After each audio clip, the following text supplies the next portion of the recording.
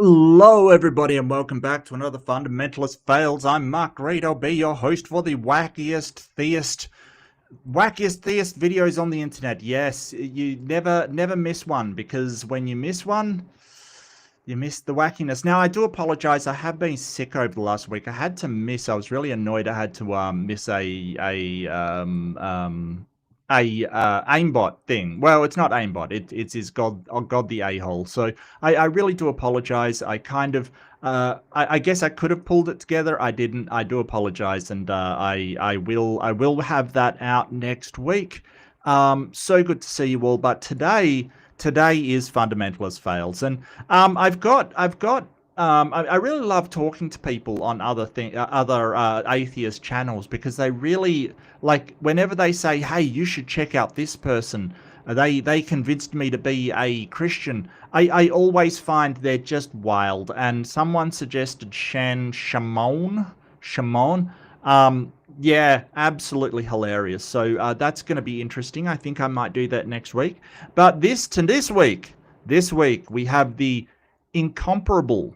I'm not sure if that's a good thing, but incomparable Brian Holdsworth. And so you may be wondering, sort of, why Brian today? Because like last week he had a video that was just gold, just gold. It was, and the name of this video is More Dangerous Than Harry Potter. Oh yes. It's a lie. There's nothing more dangerous than Harry Potter. Nothing more dangerous. I'm sorry. Like, you're just gonna have to accept it. There's nothing more dangerous. But I found this very funny, so I went to check it out. Now, I am trying to line up another debate. Hopefully, I'll have one for you soon. I do have Our Time with Ember on tomorrow. Tomorrow? No, the next day. So that is Saturday night Eastern Time, or Sunday if you are in the correct hemisphere. But I will be getting to that in one sec. I do have to, and I completely forgot about memberships. I haven't been giving them out because I usually forget about them, but that will change. So you little delightful heathens, you horrible Harry Potter lovers, are going to get some readerships. So I will send those out now. So eat that right to the face. Can I hit anybody I know? Can I hit any of the regulars? There we go. There we go. Come on. Oh, I hit Sock and Zero. I do know that. So those go out, excuse me, I'll just get my announcer voice going. Those go out to my unfinished sock, Mr. Zero Jesse Vism. Sorry, my voice isn't the best. I don't know if you can tell. I had a cold or something, maybe a virus earlier. I still am feeling it, to be honest with you. Bent up and Phil 42 right to the face. Winners, chicken dinners. Enjoy your emotes and other benefits. Have some chicken. The other one, yeah. So there's 5 chickens going out. Nobody here but us chickens. Yeah, this guy is an ass. You're not wrong. You're not wrong. But I find him hilarious. So I will be doing little O'Brien today. Oh boy, you're a wizard, Brian. You're a wizard, Brian.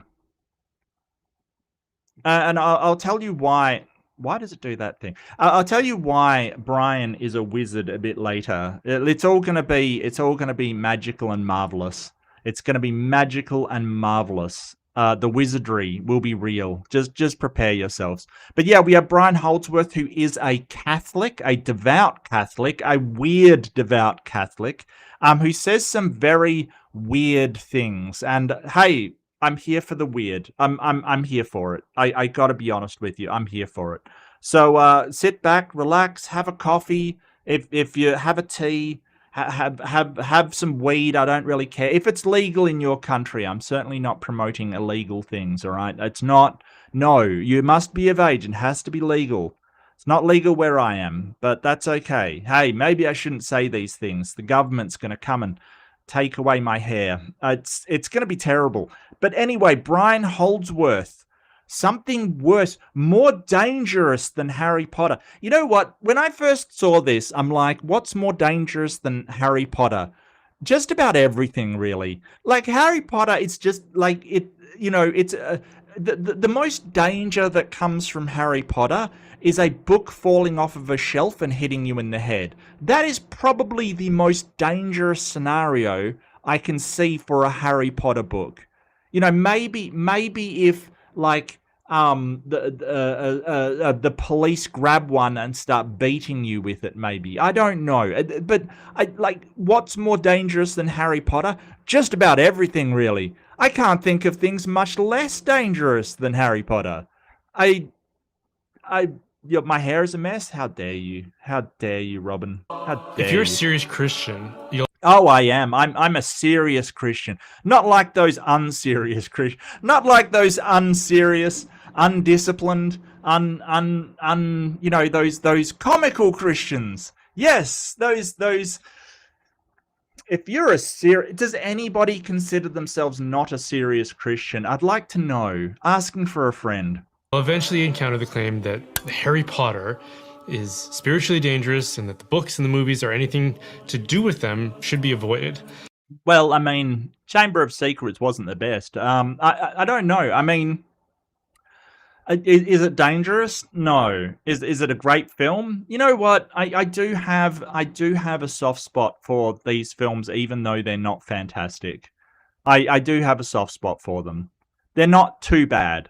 I mean, they're fine. But, why? Tell me, O great and mighty Brian Holdsworth, the master of the keys, the holder of the wands. Why does Harry Potter pose so much danger to the serious Christian? Presumably the unserious Christian is completely unaffected. And this is something I've discussed at some length in very old past videos, which probably could use a refresher. So if you'd like me to, please let me know in the comments. But for the most part, I'd argue that much of the criticism against Harry Potter is overstated and based on faulty premises. Oh my God, he's saying that Harry Potter's fine. That's it. Serious Christians, grab him. It's lynching time. Let's get this man. He says that there's nothing wrong with Harry Potter. How dare you? How dare you? And misinformation. In general, the argument goes something like this. Harry Potter depicts people, especially children, who practice real occult spells and magic and frames them as harmless and even beneficial, fun disciplines, the kind that could be learned in a school setting. This creates a dangerous fascination or curiosity in the occult. Yeah, I don't know. I mean, I don't know anybody that's gone, yeah, I'm a Satanist. I got into occult things when I saw Harry Potter. I don't know of one person that has ever said, maybe they exist, I'm not saying they don't, but I've never seen somebody go, yes, I started on my path to the occult with Harry Potter. Yes, that's where it all began for me. I saw a abacadabra and I just... then I had to learn the mysteries of the pagan tradition, the Wiccan tradition.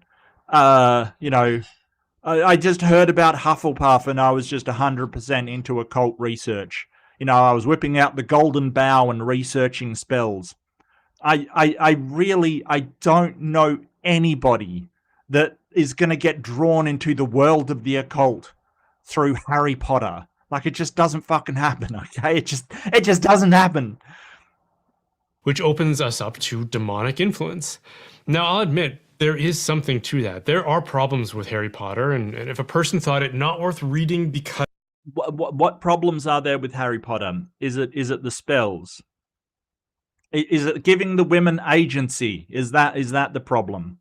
Is that the problem? Is that the issue? Is it that you're not seeing it through the lens of God? I don't know. I don't remember, like, Hogwarts having a chapel for the religious. Are there any Christians at Hogwarts? Look, I'm asking the real questions here. Does Hogwarts have a Christian after-school program? Right? Does Hogwarts have a Christian Fellowship Association for the students? No video? What do you mean no video?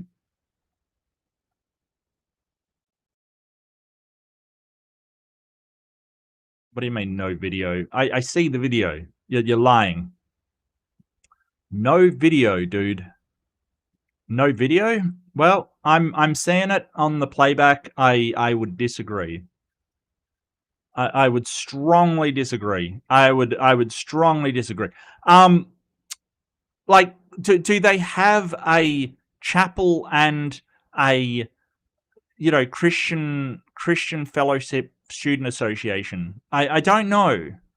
I don't remember that in any of the movies. Does religion even exist in the movies? Like, was that the problem with Harry Potter's adopted parents, or the parents that he was, with like they were religious, maybe? Because that would explain a lot of their behavior, quite frankly.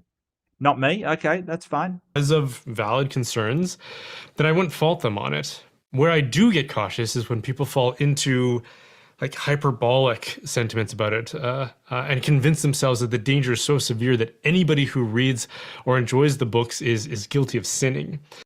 Yeah, I don't like you talking about hyperbolic language is kind of hilarious, quite frankly.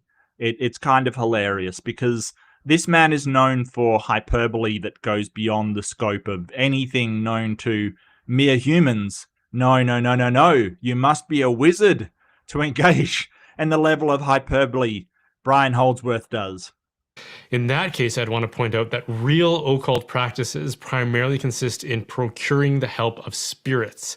There we go. Yeah, no, how dare you engage in hyperbole about, Harry Potter. But real occult practices, the real ones, not just the ones depicted in film and lore, that's contacting spirits. I think that they had ghosts in the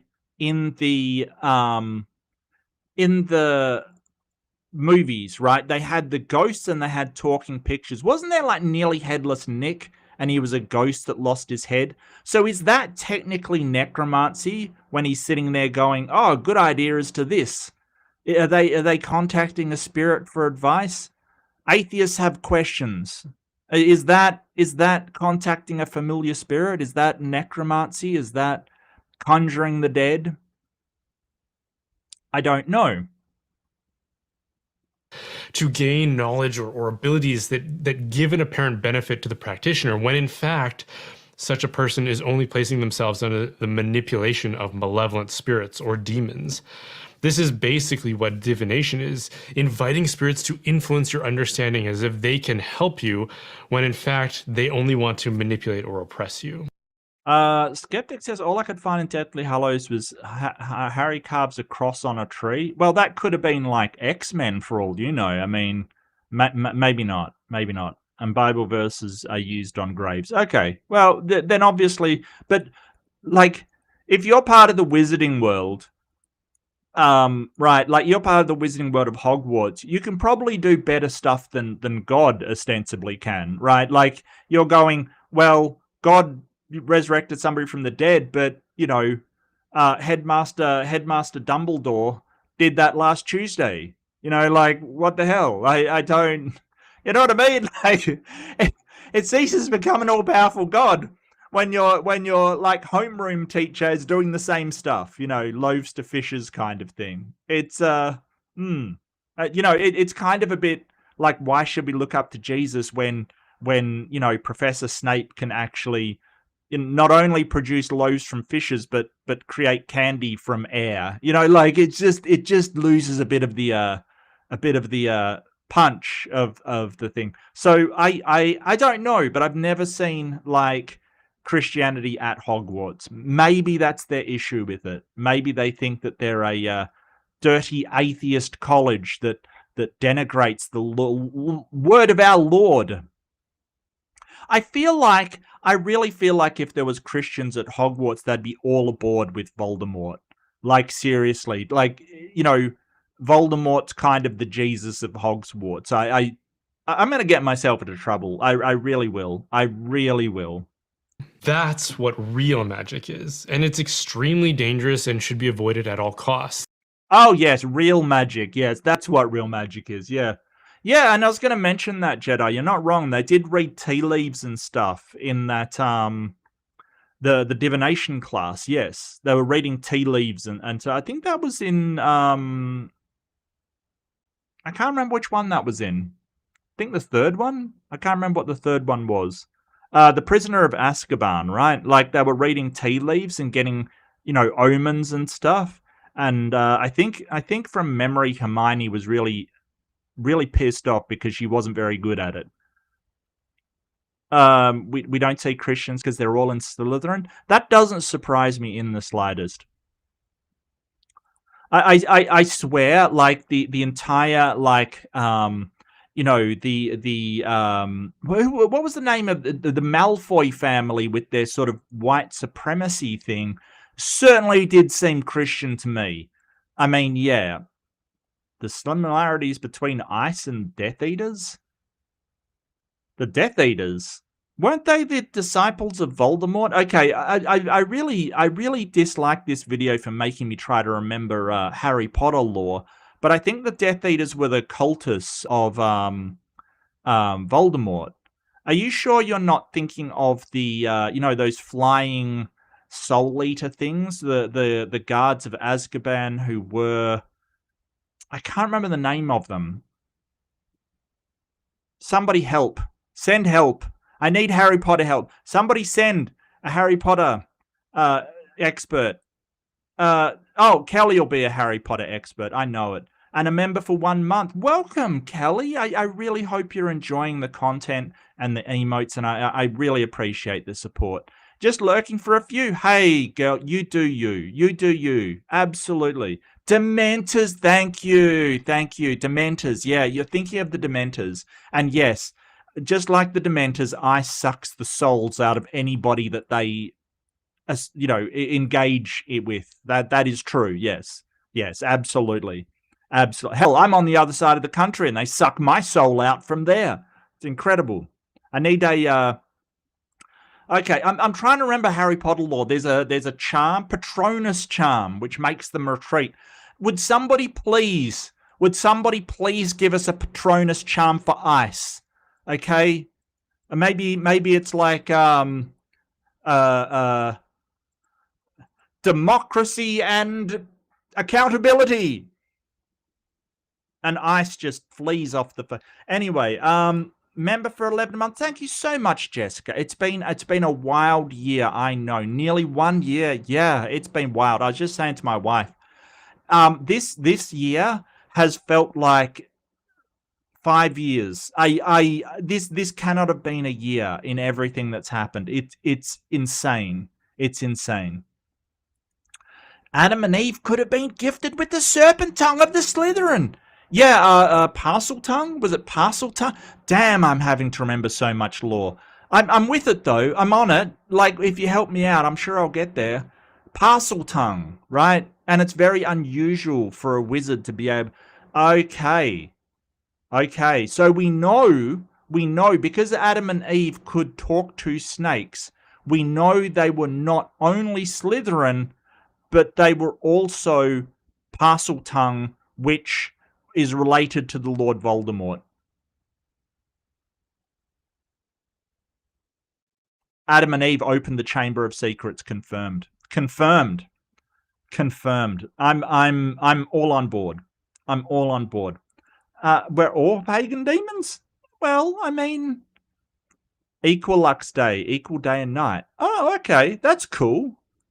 Look, I'm not sure if I'd agree with that here, One by Land. It seems like nighttime lasts a long, long time, or daytime lasts a long, long time down here. And it's also what the Catechism of the Catholic Church explicitly forbids. It defines these practices as divination, conjuring the dead, and magic intended to control spiritual powers. In general, that's... Yeah, that's the weird thing. You're kind of like banning something that doesn't work and isn't a real thing. That's the weird thing. That these all of these traditions and these catechisms of the church have followed them from medieval times when people were like, oh, if you contact the dead, you know, you're going to have disease pop up because it's the evil demons. And we know that's not, you know, some kind of spiritual attack on us now. Like, we're you know, it's not, it's probably people like digging up the grave that's going to cause the disease, not contacting the spirit world, because we understand what fucking germs are, dude. Like, these are nonsense. They're just, you know, don't play with fairies because you'll get cooties. You know, they don't frigging exist. Not what the protagonists in Harry Potter are doing. Conjuring the dead or manipulating.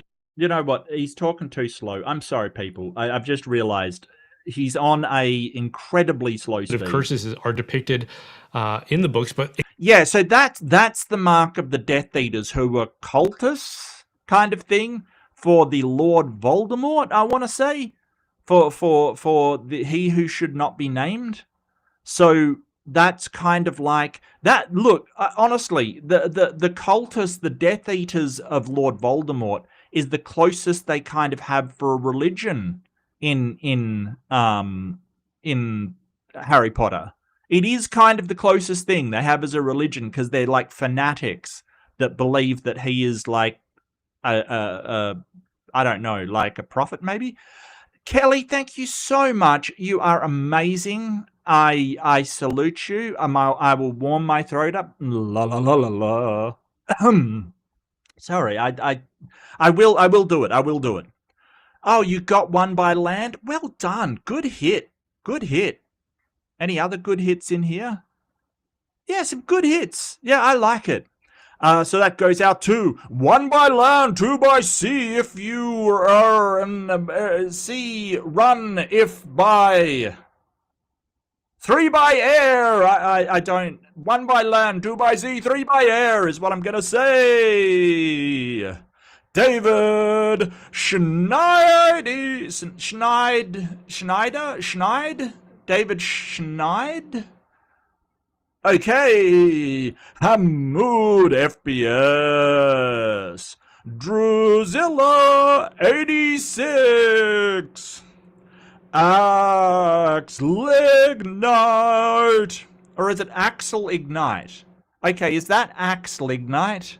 Because lignite's actually like something you find. It's sort of a mineral that's combustible kind of thing. It's kind of naturally occurring coal kind of thing, a form of coal. So I'm not sure if that's Axel Ignite or Axel Ignite. Okay, you're gonna have to clear that up. Meow Mix Noise Ending Neck 2 Essential Blend. Isn't that like a tea? The Essential Blend? Like, it's making me sleepy already. Essential Blend. There's some chamomile in there, some other herbs in there. Yeah. Ready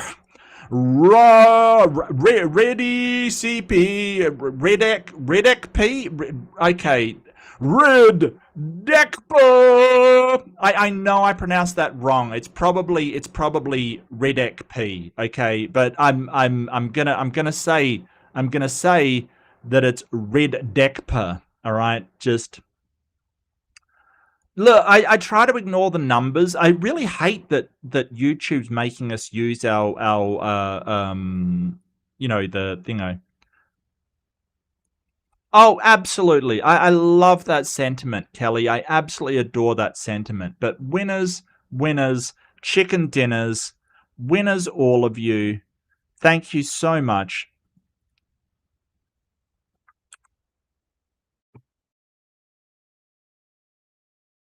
Run by, okay. It used to be air. Yeah. Gotcha. Yeah, no, this sort of tag stuff is it's not bueno. I think they've done it for security reasons, because I am aware of some people that used to run around using other people's sort of usernames because you could have it as whatever you wanted. So one of my good friends pretended to be Otangelo all the time, which is hilarious. Like, it's just hilarious. But, I think that YouTube was kind of getting sick of people pretending to be other people, which is fair, but, it has its upsides and downsides. But I do like to use what people want to be known as rather than, the username that they were forced to put in because all the other ones were taken. Like, that's kind of annoying. Explicitly as evil and outlawed practices. Otherwise, the kind of magic that the protagonists like. Oh no, they had a divination class, as we sort of talked about earlier, right? Like, yes, they had dark arts, but yeah, there was only like 3 curses. There was the okay, I'm really getting into my Harry Potter lore, y'all. I see if I can remember. There was the killing curse, the abracadabra, which is kind of hilarious. I like that they used like a commonly used sort of abracadabra, but it's like abracadabra. That's sort of like thing. Bring out the men who are fucking you. Okay. I'm gonna try and guess that. Like, nobody spoil it for me. What would the verse be? Is this in the Bible? Because if that's a verse, I would probably guess that it's the story of Lot. Maybe the story of Lot, where he's sheltering the messengers in his house. Yeah, Cruciatus, the pain curse. Yeah, and the third one was the control one, the manipulation one, and I don't remember the name of that. The name of that.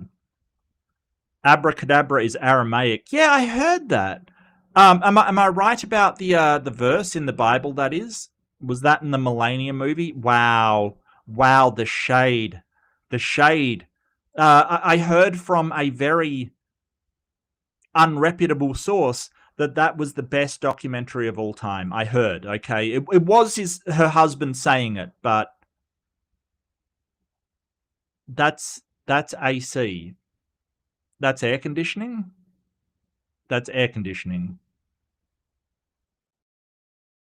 Okay, I stand corrected. It's air conditioning. Abra capybara. Harry Potter and Dumbledore. Oh, Imperious. Yes, it is Imperious. You are correct. The Imperious curse. Yes, the 3. But apart from that, as far as I know, every damn thing's on the table, up to and including drugging students, turning people to stone. What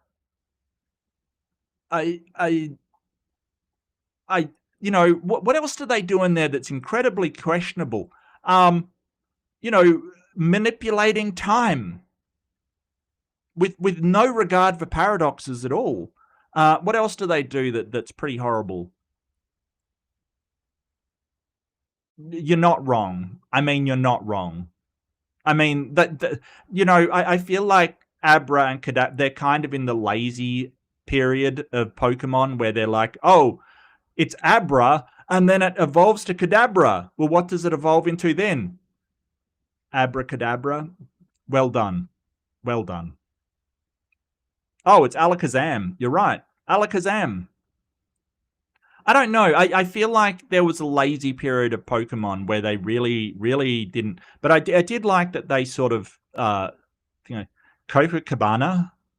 I think Copacabana would instantly make you drunk.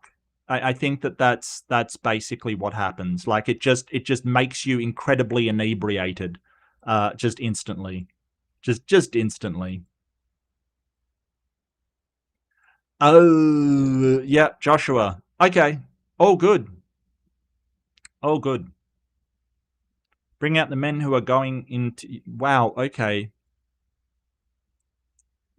Okay, that's a vivid image.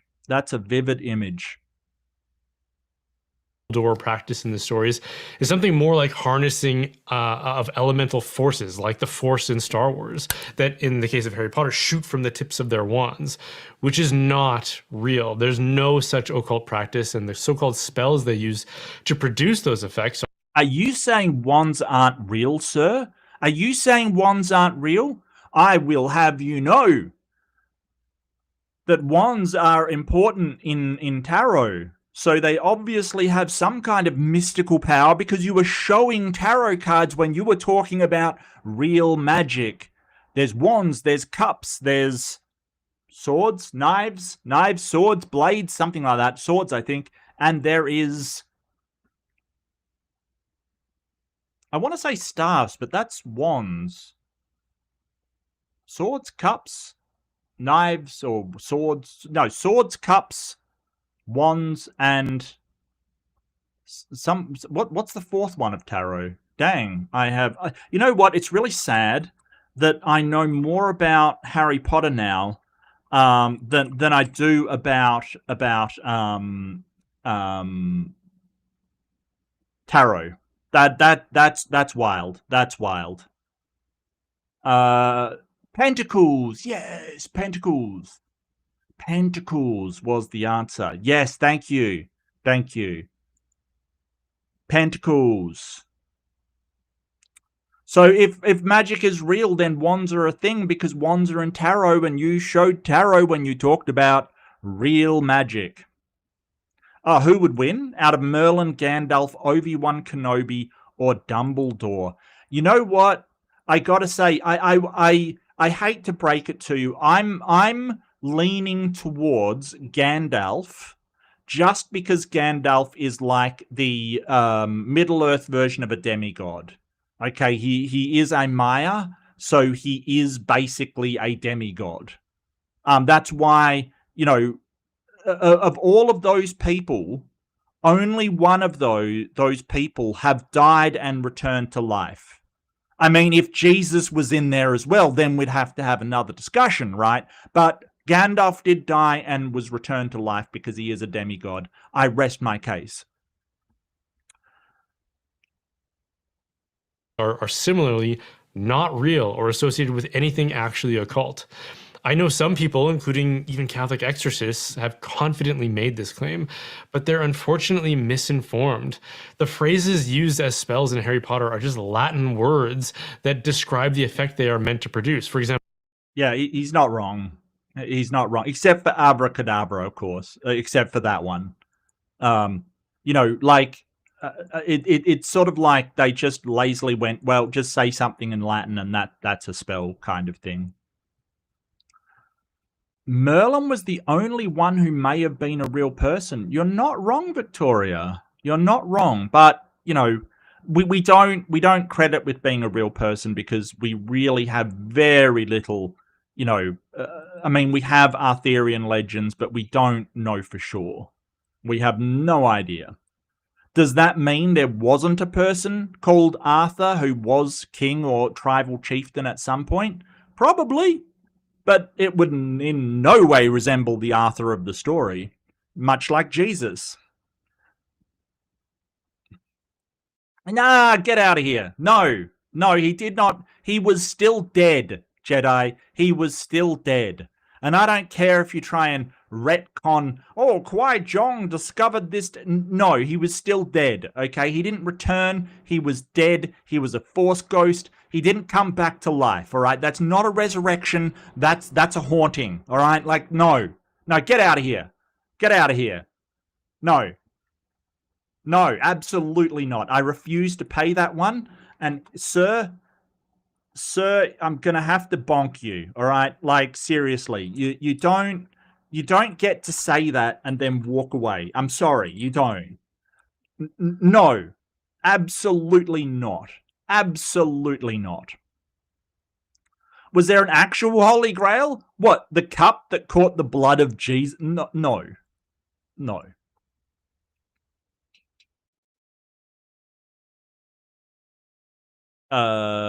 Yes, yeah, Aramaic, yeah. Well, I mean, Dr. Kip knew that without even thinking about it, which is actually impressive.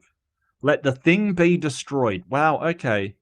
That kind of makes like stage magicians a lot more scary, especially towards rabbits when they're like abracadabra and they're like let the rabbit be destroyed. That is horrifying when you think about it. So when the rabbit vanishes, is the magic actually destroying it and you're just seeing a replacement rabbit when he brings it back? Is that what we're talking about? Insane. Insane. You know what I learned the other day? Just tangents in the chat. I learned the other day that it's illegal to have rabbits in Queensland unless you can prove that you are in fact a stage magician. I'm not even joking. Look, I can believe it because rabbits annihilated Australia's crops and stuff at one point. It was insane. Rabbits got out of control. Out of control. Lumos produces light on the tip of a wand. Lumos just means light in Latin. It's a word, not a spell. Stupefy is a force that stuns an opponent you're having a duel with. Well, I mean, technically all spells are really words, aren't they? I mean, okay, so if we're talking what constitutes a spell, you're really talking about some form of ritual that has some kind of supernatural effect. Like, so whether it's a spell, a gesture, a ritualistic practice of some sort, a rite of some sort, they would all be considered spells. So when saying, oh, it's just a word, well, like, don't you think that a word created the universe? Didn't God say, let there be light, and the word was with God, and the word was God, and he created the universe out of a word? So why is that a spell? I mean, I'd say it's a miracle, or, Yeah, that's exactly what I'm saying, SP. A light isn't a spell, but let there be light is. Yeah, that's what I'm saying. Like, what makes one a spell and another not a spell? Is the involvement of a wand? It literally just means to stupefy someone. Again, not a real spell, not a real thing in the occult. So when exorcists make these kinds of claims, they're either repeating misinformation, or sometimes they do something that I find a little more alarming. Oh, what's more alarming than repeating misinformation, Brian? What's more alarming? I must admit, every time he says when an exorcist says this stuff, I immediately think of the real exorcist. What's that dude's name? The real exorcist. Oh God, I've had a mental blank. The real exorcist. What's his name? Who's that idiot? Bob something. Bob Larson. Wow, my wife just came in from the side. Like, I don't know if you heard that. She heard me like struggling. Yeah, Bob Larson. That's always what I think about when someone says exorcist. Bob Larson. Wow. Who's not a Catholic, but he dresses like he LARPs as a Catholic. It must annoy the crap out of Brian here, because hey, it annoys the crap out of me. What are you saying to me? Is that Orcish? Are you talking Orcish to me right now? Don't make me bonk you again, Jedi. Ash Nagas de Tuluk. Ash Nagas Grimpat. That's Orcish if ever I've seen it. That's Orcish if ever I've seen it.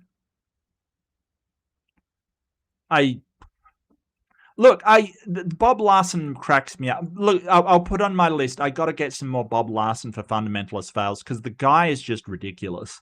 Like, I don't have a lot of I don't put a lot of credential in Brian Holdsworth here, but I got to admit he's a lot better than Bob Larson, who's basically like, oh yes, I've done tons of exorcisms, could never find a phone to record any of them, but trust me, bro, I've done them. I'm the real exorcist. I don't think he is. I don't think there are real exorcists. I've even debated, like once in the early days of me debating, I debated a guy who thought he was a real exorcist, and he's done tons of these, and it was scary actually, just how much he thought that demons were real. It's really wild. Which is that they claim they retrieved this information from actual demons in exorcisms. Now, this isn't the topic of this video, so I don't want to digress too much here. And maybe this is worth doing a whole video on. Well, the topic of this video is actually more dangerous than Harry Potter, and I don't know what possibly could be more dangerous than Harry Potter. Oh, good shots there. Oh, Jedi. Oh, my guy, what are you doing? Oh, look, I can only get so impressed. Okay, I'm going to have to rescind my bonk, because that is amazing. Left-handed Jedi with 5 readerships. Thank you so much, Jedi. You are a scholar and a saint, and I'm sure some kind of subversive. Absolutely, I'm sure. You subvert my expectations. Those go out to Warship Dr. Kip Davis. Good shot. Andreas Eld Sweden.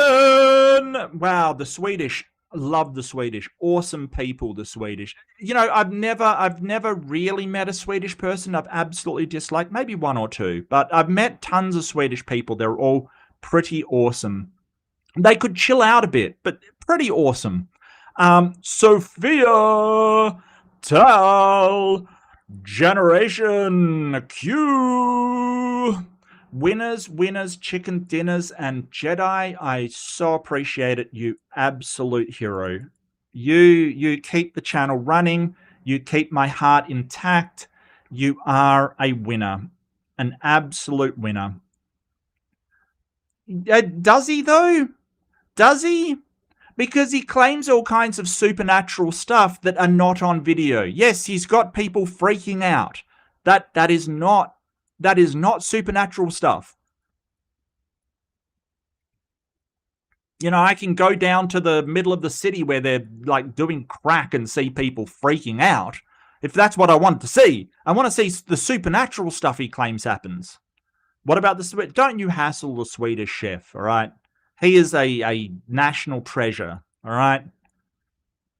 National treasure. You know what I'd love to see? I'd love to see Gordon Ramsay do a cooking special with the Swedish chef. Has that been done?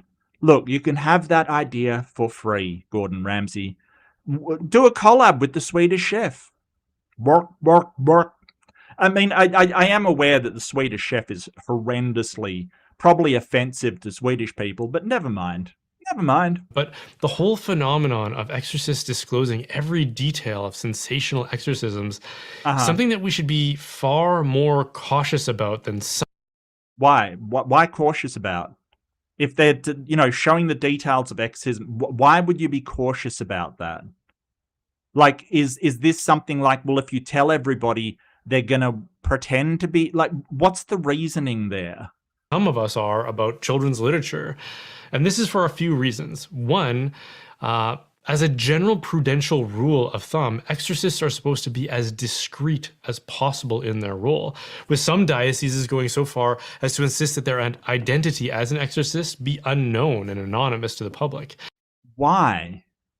Like, I understand, like, the subject of your exorcisms should be protected, right? Like, so if you are a exorcist and you're cast, let's just say for a second that this is actually a true thing and not just somebody who is having problems in life being told that they've got demons, but just say this is why would you sort of protect the identity of the person doing the good work instead of the identity of the person that you're helping? Because I totally understand that if somebody has something wrong, like a medical thing or presumably a spiritual thing, that you would protect their identity. But why protect the priest? I mean, I've been asking that for many years. Why protect the priests? Nobody's answered, but apparently it's something they do. But, you know, why wouldn't you tell people about what to look out for and what to see?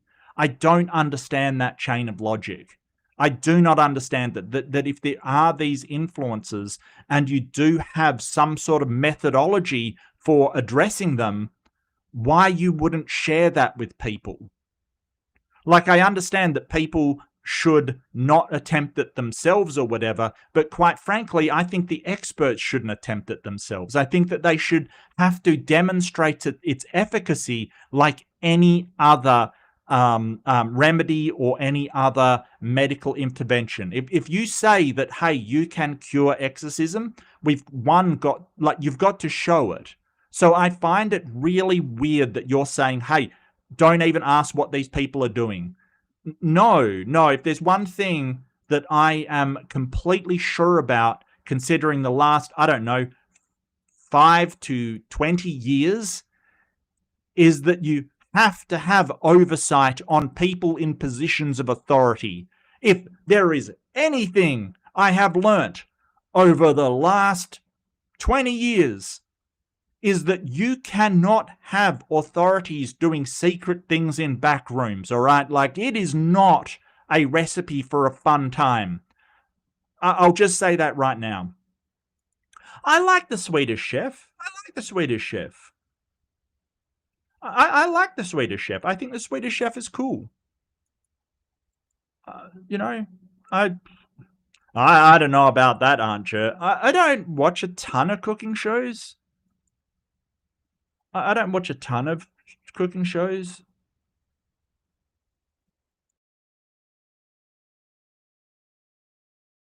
Aren't the Jesuits where they pick exes from? I don't know. I don't know.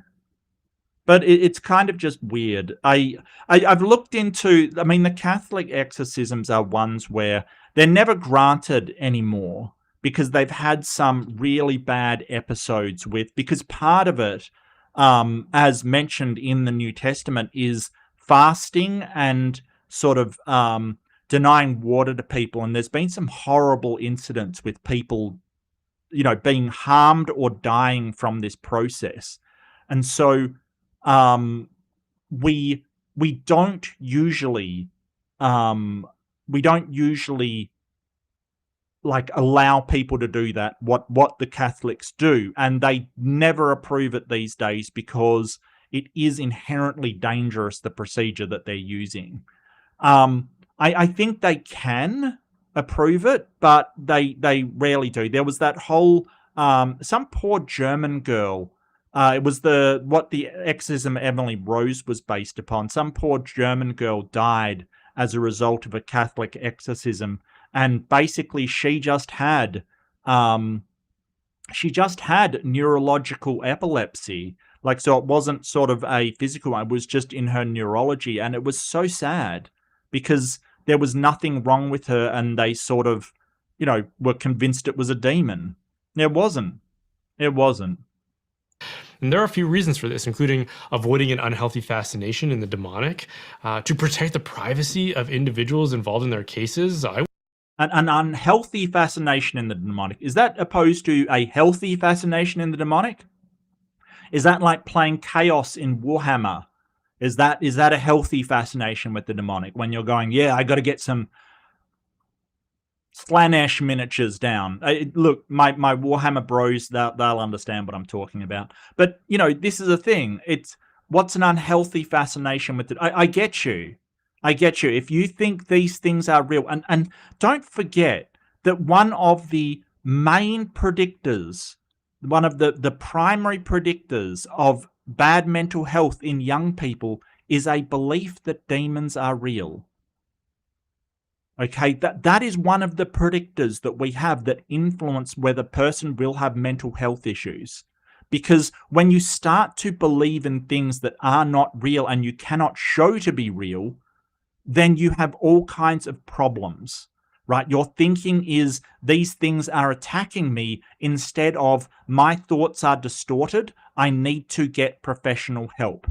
Instead, it's, I've done something wrong, I'm a sinner, I'm worthless, these demons are attacking me because I'm a sinner. Like, all of these really bad, really terrible coping strategies with we've all been through hard times in our lives, had to have resilience, had to push through them, or find coping methods of coping with them. Sure, but sort of a belief that demons are attacking you is a really bad thought to have when having them, instead of, I am not, mentally healthy, and I need to get assistance from a professional is the way that we should go. Not demons are attacking me, I need somebody to cast them out. It's a really bad way, because ideally, like when you go and you do therapy, and hey, I'm not a psychologist, this is just my experience, but it's never the feeling that you're going through, right? Like these things that come up and these behaviors that people exhibit, it's never the behaviors that are the problem. The problem is usually something deep-seated, like trauma, or an experience that's sort of really broken you, or something that has happened to you. And so getting to the root of the problem is the only way. And if you think demons are attacking you, right, like you're never going to get to the root of the problem. And part of it is finding out why your behaviors are the way they are. So, I really don't see this as very healthy at all. I wouldn't want people talking about my case if I was under that kind of an experience. And to prevent making exorcism a public spectacle of curiosity, in the church's official liturgical book for exorcisms, which is a mouthful, it's known as De Exorcismis et Supplicationibus Quibustum, which don't ask. When was this written? Prayers against the powers of darkness. If that was a work of fiction, I would probably read it, to be honest with you. It sounds pretty good. If this was a fiction book, I might read it. When was it written? When was it written? Examples of written prayer phrases. I tear down every seed of wickedness erected against my progress. Wow, you kiss your mother that tongue. Erected against my progress in Jesus' name. Let your justice prevail over every form of evil, and let your peace reign in our hearts and lives. Embargo of darkness upon my marriage, break and scatter in the name of Jesus. Yeah, has that kept the divorce rate down among Christians any? No? Okay. Wow. Embargo of darkness upon my marriage. Of all the things I thought would be in prayer, an embargo against demons, breaking up your relationship is not. Look, that wasn't on my bingo card today. I gotta say. I'm not sharing it. Hang on a sec. Share this tab. Written prayer phrases. Yeah? Embargo of darkness upon my. I'm not lying. Like, prayers against demons in my relation. Was that on anyone else's bingo card? It wasn't on mine. That's a new one. That's a new one. Do you have to read these in Latin? What's that in Latin? Okay, I got to find out. All right, this is for science. Look, we got to Harry Potter this, and since it's all in Latin, right? Since it's all in Latin, we've got to.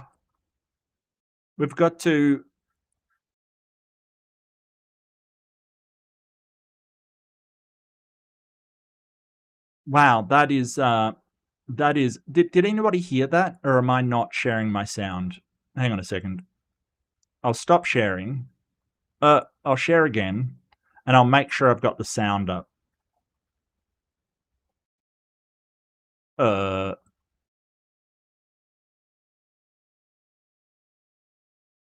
Okay. So, you thought you were listening to Bob Larson? Well, I'm going to give it to you again. Bob Larson again.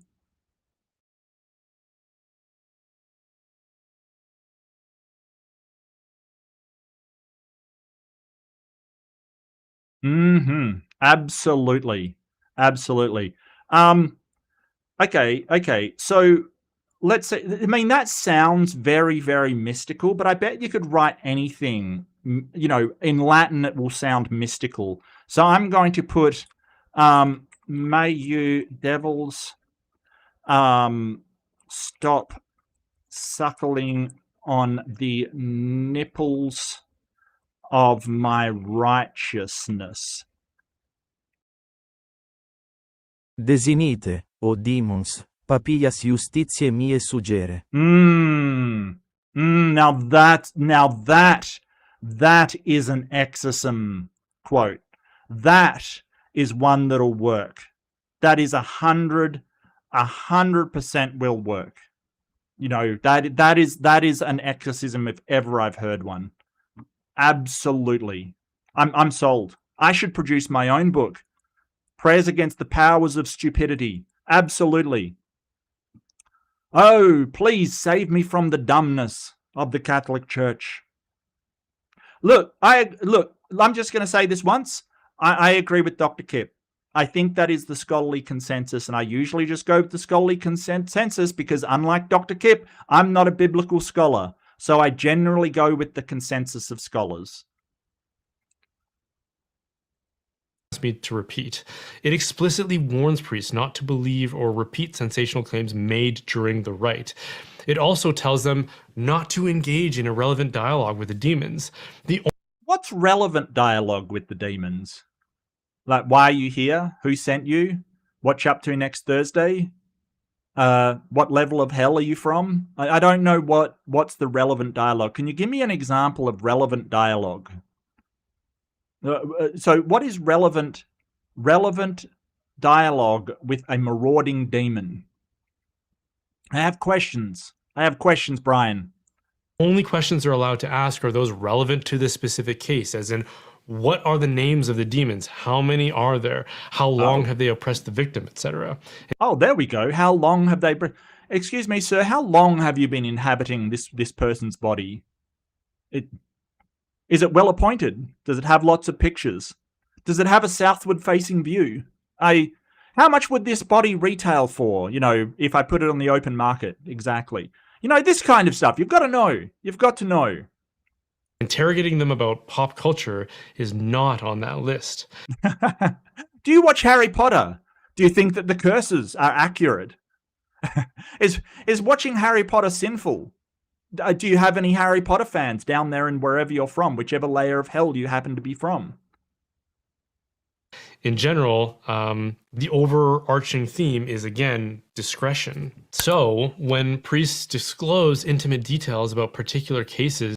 And this is really what is to blame for all of the sort of exorcist revival kind of thing. After the Catholic Church put it to bed, it was the exorcism that made it a feature of popular sort of culture again.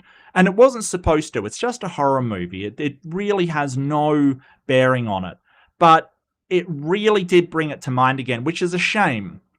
It's a real shame because there are some sort of religious people who try to do it themselves and people die. People die.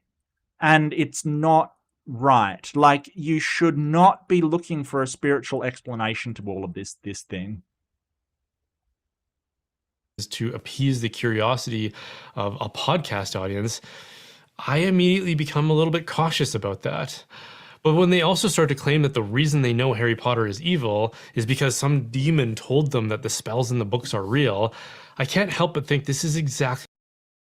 Denomination, probably, I'm guessing. Denomination? Presumably. Do you know Lilith? Yeah, that's a good one. Can you introduce me? Sapphire, do you have a crush on Lilith? You're really...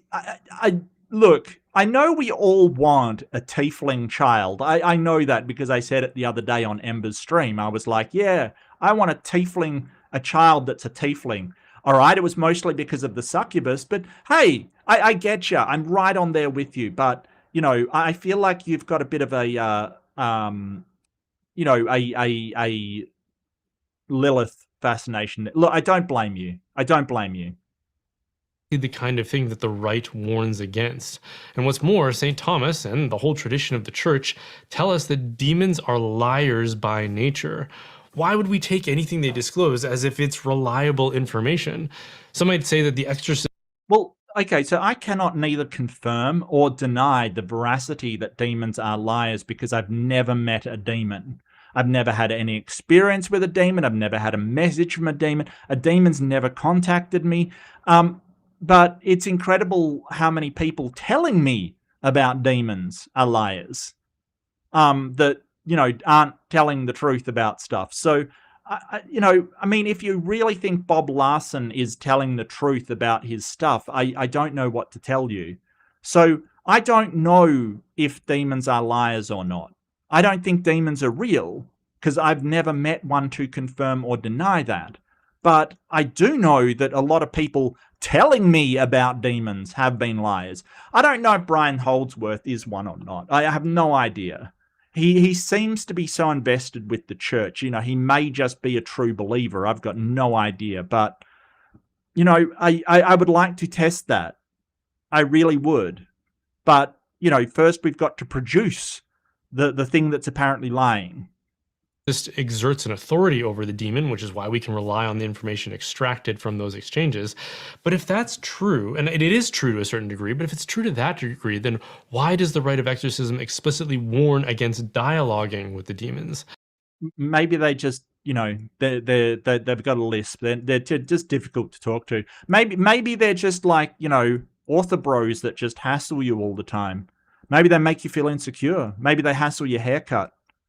Not everybody's got a haircut like mine. Some people are insecure about their haircut, Brian. Maybe they just hassle you about, you put on a bit of weight, haven't you, mate? And you feel like crap.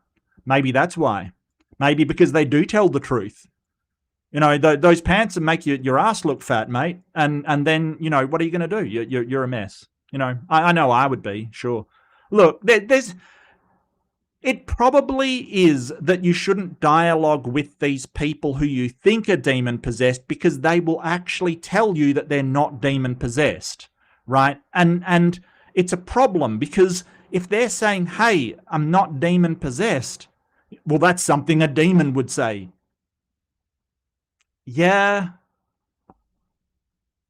Then how do you prove that someone isn't demon-possessed? What methodology, and this is the thing that I ran into when debating The Exorcist that I ran into. What methodology do you use to determine whether somebody is or is not possessed by a demon? Like, what methodology? Because if they have some sort of mental health issue, or if they're possessed by a demon, you can't take their word on it. So if they say, oh, I'm possessed by demons, well, if they're possessed by demons, they're lying, right? And if they've got mental health issues, they may believe that and it might not be true. So the question is, what kind of methodology do you use for establishing demon possession versus some other ailment? And I believe that the guy sort of said, oh, well, we go through a process of checking with psychologists and all of this stuff. There's a process, and it's like, but that's a process, isn't a methodology. It's simply a series of steps that you go through in order to do something. So if you're relying on psychologists to tell you, a psychologist is never going to say, hey, they're possessed by a demon, because psychologists will know that there is no scenario in which that happens. They've seen it all. Yeah, it's like a, what was it, a TK reader or something?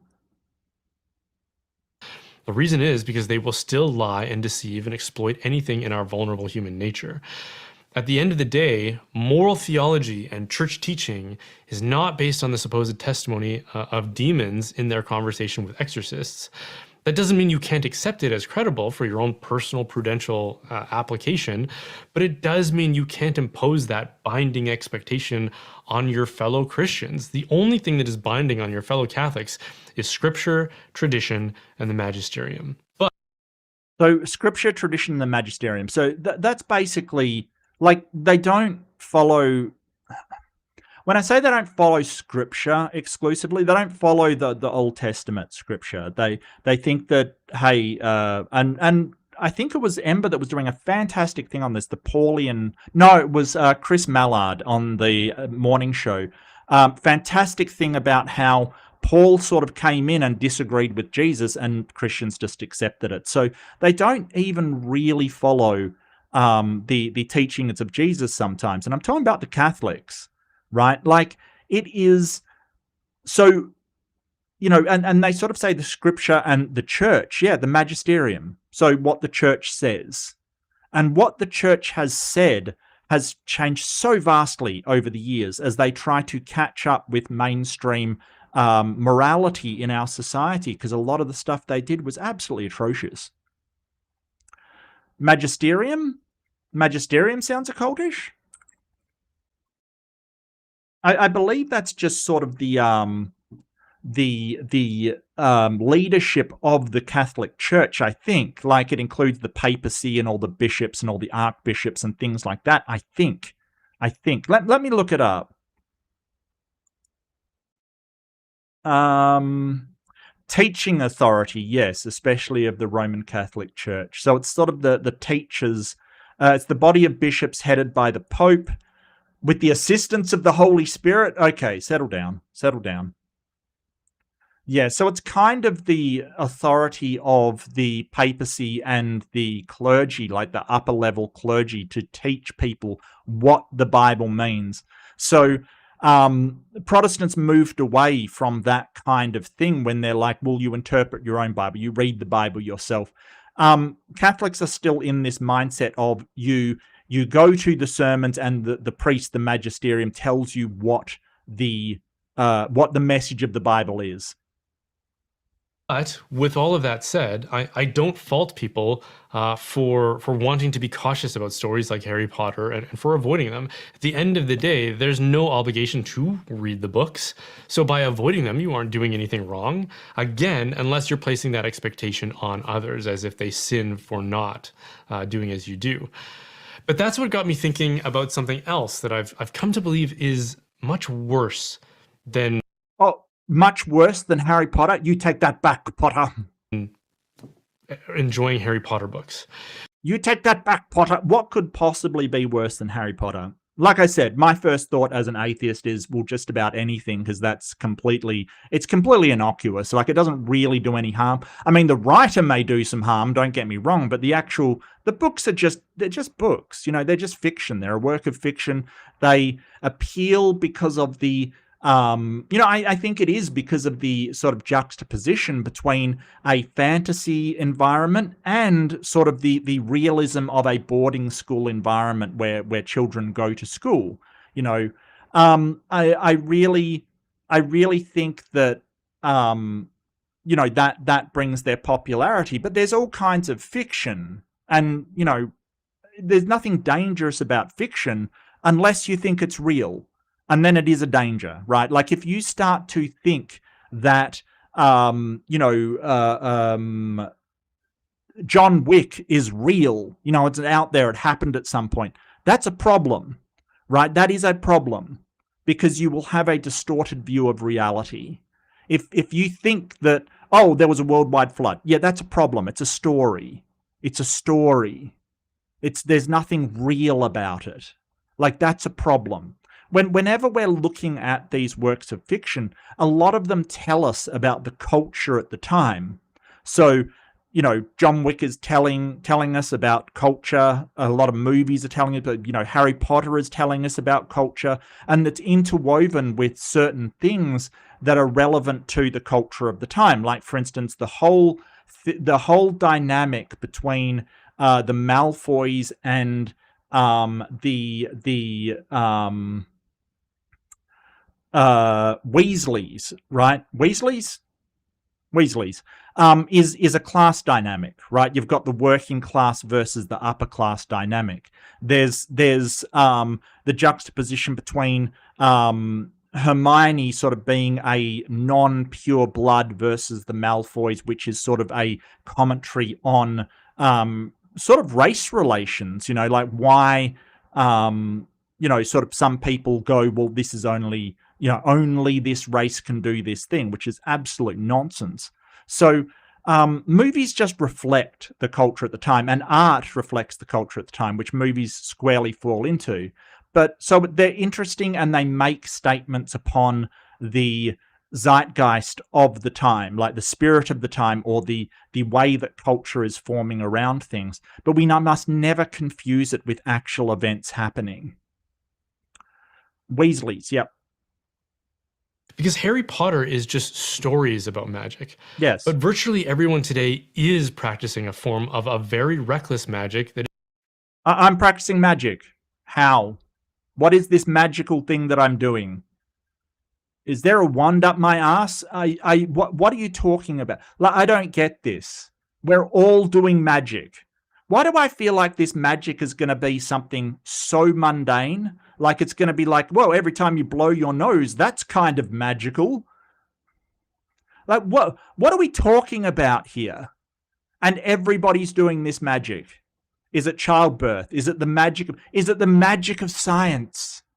Is it the magic of science, Brian? I gotta know. You're a wizard, chat. You're a wizard.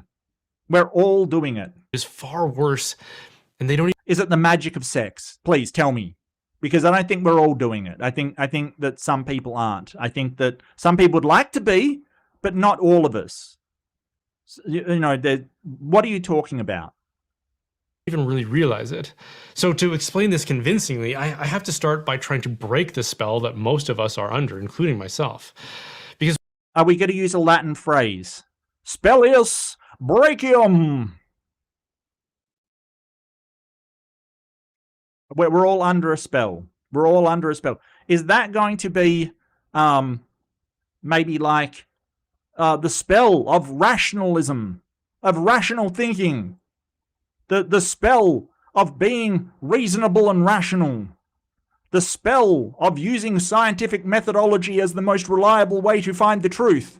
Is it that spell? Atheism begonius! when everyone has become acclimatized to something that they shouldn't, it's nearly impossible to convince them that there's a problem that needs to be expelled. Like child labor during the Industrial Revolution, that was a common practice that people were desensitized to. Child labor happened way before that. Like, kids basically helped their parents with work. It's just during the Industrial Revolution, it became a lot more dangerous. And yes, I get, people didn't see anything wrong with it. And yet, except for the people that lost children. It's the magic of electricity. Look, I've seen some... Look, this is really interesting, skeptic philosophy, because I've seen pamphlets of people warning, like people back in the days where electricity was being, started to be generated, warning that it would destroy culture, destroy the world, it would kill people left, right, and center. Like real kind of, electricity will be the end of us. It will be our destruction kind of thing. And they really did think that, there was a segment of the population that thought that electricity would destroy our lives, it would be terrible and everybody would die. It's really interesting to see the concerns of people against progressive ideas, after it's become accepted and we've got people who are experts to deal with electricity. They're called electricians and electrical engineers, and they, you've got to be cautious of it, sure, but they deal with it in a relatively safe way. But I'm not sort of, disagreeing with him. Yeah, there's things that cause problems that societies become used to. For instance, the slavery in the old ancient cultures. Yeah, nobody thought there was anything wrong with it because they didn't know, right? Or perhaps the way that PACs and super PACs operate in politics, they just basically bribe politicians. Yeah, it's kind of something that's accepted and everybody, but it's not a good thing. But we don't judge it whether, is it accepted, right? So it's got to be a bad thing if people just accept it and it's around. No, that's not how we do things. We're like, we have better ways of evaluating whether something is good or bad. So trying to convince anyone in that climate that it was wrong and that children ought to be in schools would have sounded kind of absurd to most ears at the time. So let me start with a quick thought experiment to try and warm us up to. Yeah. Well, so modern education. modern education was essentially instrumental. What you had before that was guilds and apprenticeships, right? You had the apprentice system where somebody, you showed an interest in baking, you apprenticed to the baker, they basically took over for your welfare, and then they'd train them to be a baker. But now we have careers that are, your level of knowledge has to be so specialized. And centralization of education is really good, because instead of one baker with, say, 2 apprentices, instead what you have is one lecturer with 50 students, right? There's nothing wrong with that. Okay, and there might be a teacher and teacher's aides and things, but incorporating our level of technology into the learning process and improving it has allowed us to expand how many people can be taught at once. And don't get me wrong, there's an argument to be made that, hey, there's too few teachers for students. I get you. I'm right on board with you. But if you're talking about students going to school, the old system of students go learn their trade and don't learn anything outside of their trade, it's not really feasible, right? You will just get somebody who has no clue about anything else. And that's a problem, because we've kind of, in order to run a democracy, we do have to be at least a bit informed about what is going on in the world around us, because we are the ones casting our votes. And I think that, you don't have to have a huge knowledge, but you at least have to have some sort of knowledge of your civic responsibilities. So I don't think that system is really feasible anymore. So, it's kind of just saying, hey, it was great when we, used to have apprenticeships. Not really, no. And they learn a lot more. So really, we're front-loading things, right? So instead of learning your apprenticeship and then learning stuff as you go on throughout your life, we're front-loading it, where you're basically learning everything up front. And then as you specialize in a task, you don't learn as much. Like, you get a good understanding of a lot of different subjects. And then as you go into your work, you will understand a lot more about that specific work. But there is a problem with the way that job markets work, right? Like, now, if you do not have computer literacy and an understanding of computers, you will probably not find work anywhere. And that's just a consequence of the impact that computers have had. So to live in this sort of Catholic world of, oh, we're now sending kids to school. Yeah, it's the best thing we can do for them. It's not just because we feel like it.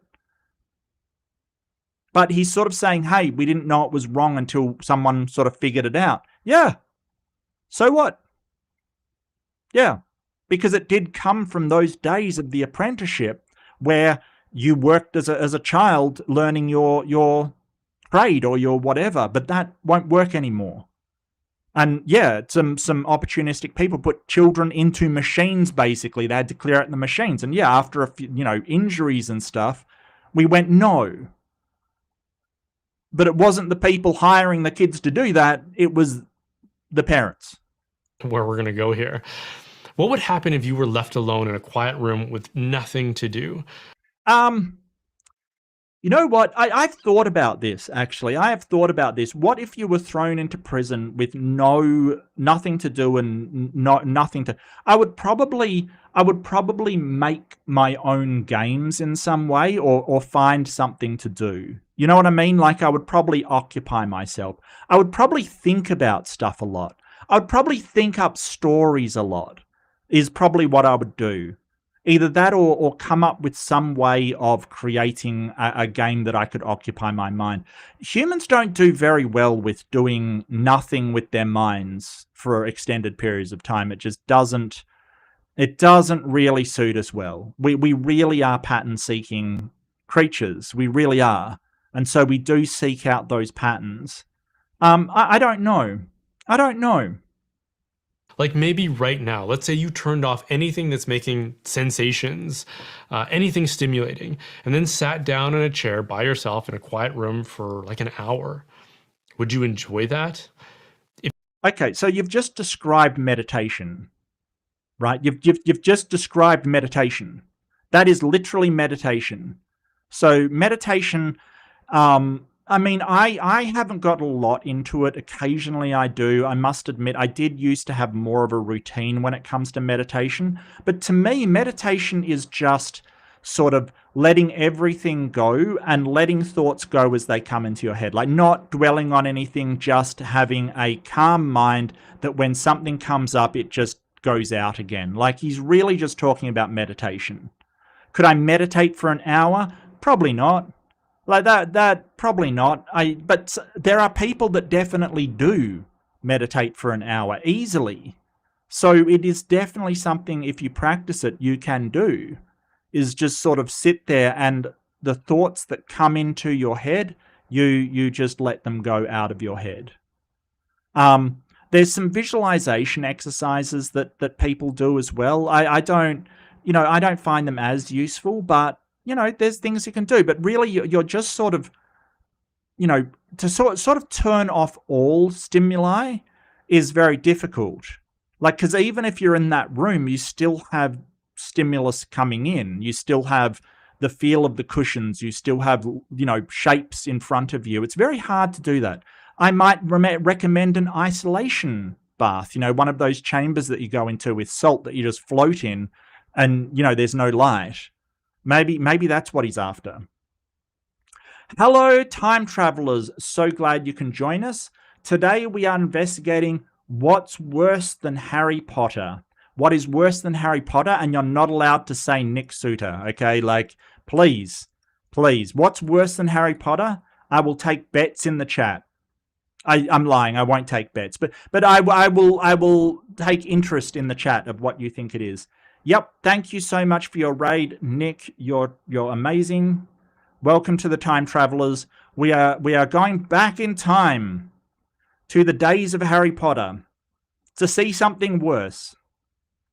And apparently, what would I do if I was stuck in a room with nothing to do? Yeah, meditate. Probably just daydream. Think up stories. Yeah. If you're like most people, you'd probably grow extremely restless and even distressed by it. And why is that? On the face of it, there should be nothing distressing about sitting quietly, comfortably in a climate-controlled room. No, like people do find, I do find, comfort in meditation, letting thoughts and problems and worries and issues come into your head and just slide back out, just fall on out. It is useful sometimes. So no, an hour, yeah, I'd probably be getting a little bit like, you should not harm Harry Potter. Yeah, thank you, Smeagol. Thank you. Look, I know his name's not Smeagol. What's his name? Dobby. Thank you, Dobby. Thank you. I know, I was just trolling when I said Smeagol. I just couldn't remember his name and decided to troll you. That's my fault. It's my fault. Look, I'd probably be a bit angsty, but if someone said, hey, spend this time in here, or if you're like waiting for, say, you're in hospital and waiting for a loved one, you'd just sit there. It wouldn't be like frustrating. I'd be a bit angsty, but not, it's not that hard. With no danger to assail you, and yet most people wouldn't be able to handle that and would likely avoid it if they could. That tells us a lot about human nature and our apparent incompatibility with the world we find ourselves in. No. That's not incompatibility with the world we find ourselves in. That is that the brain is active and usually is seeking patterns to solve in order to participate in the world. Like the fact that people go to puzzles and things to occupy their mind is not a failing of humanity. It's a feature. Because out in the wild, he's Catholic, so presumably he does believe in evolution, because the Pope has endorsed evolution and he's saying, hey, believe the Catholic Church, presumably, that we seek patterns, we solve patterns, we look for danger, we do all of these things. Our mind is kept active. Now, that's not to say there isn't a great deal of benefit to meditate and let your mind rest. Mindfulness, right, is a really good thing where you're basically observing sensations but not really dwelling on them, and not thinking about the past or the future, but simply being with the sensations and the senses that you have coming in. There's a great deal of comfort to that. But, you know, we do like to be occupied because our mind is something that likes to be occupied. Usually out in the wild, out in the African savannah, humanity wouldn't be just, oh, well, I'll just sit here and not think about anything. No, there was always danger. There was always problems. There was always a need for food and water and shelter and enemies and allies and all these things happening. So it isn't a new thing that humans like to keep their brains active. And also back in those days, they used to sit round campfires and tell stories, because one of the things that humans do better than any other animal at all, better than anything, is socio-technical ability. That is the ability to socially communicate skills and those patterns, those abstractions, like how to make a spear. We can communicate that to other members of our group. And it is tied to our communication ability, but it's more than that. It's showing them how to do it. So it is not surprising that we like to keep active, because one of our survival mechanisms is being active enough to learn how to do stuff like make a fire or build a spear, or, you know, find berries, or, you know, all of these things. So I think that he's sort of going, oh, it's a new feature that humans like to keep occupied. No, not at all. And that we can't just occupy space and time comfortably without becoming anxious and stressed out for no reason. No, you can meditate. My guy, you can absolutely meditate and you don't become anxious and stressed out. In fact, quite the opposite. Quite the opposite. It takes practice, but quite the opposite. I do know that a lot of Christians, they don't like meditation, because I think the Bible in one place sort of says, don't let your mind be empty, and they see meditation as that. But I've got a funny feeling that if you put Brian here in a room by himself, he'd be thinking about Jesus and God and how he can serve his God. His mind would still be active, as every human's would be. Because, you know, you don't just shut down the mind. You don't just go, oh, well, I'm going to turn it off.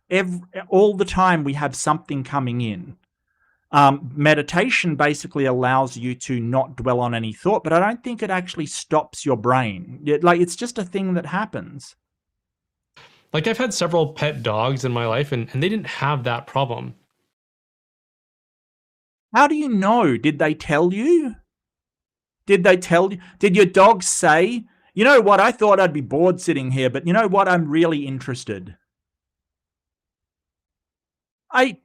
We get our dogs toys, my guy. What are you talking about? Does your dog just sit there and, like, not do anything for hours on end? Is there something wrong with your dog? What? I feel sorry for his dogs. Does he get them any toys to play with, you know, the rubber bone or anything? Like, or does he just go, no, you should be completely not partaking in exterior sensations? Dang. Wow. One I had growing up would lay down on our back deck and just stay there in peaceful silence for hours. And if I didn't know better, I would think that he was contemplating some deep truth. Yeah, that doesn't mean that he's, like, not thinking or sensations. Like, do you mean we can't just sit and think about stuff? Because I certainly have done that. I certainly have done that. I don't, what? The dog's deep in, maybe the dog was deep in contemplation for a dog, but it doesn't mean that it, what? Are you saying that the dog, if, you know, should be playing PlayStation or something? What are you saying, Brian? Like a stoic. But because I did know better, I know that that isn't what he was doing, because I routinely also saw him run full speed into fence posts with his head in order to scare cats that were walking along the ridgeline. Okay, Brian. Your dog runs headfirst into posts, and then you wonder why it sits there and doesn't appear to be doing anything. Was it a Labrador? Was it a lab? Is it possible that your dog had brain damage? I mean, I hate to ask it, but it's an obvious question, right? How often did this happen that your dog had head injury? So as it turns out, he could only sit still like that because there was no content in his concussed brain. But we struggle to do.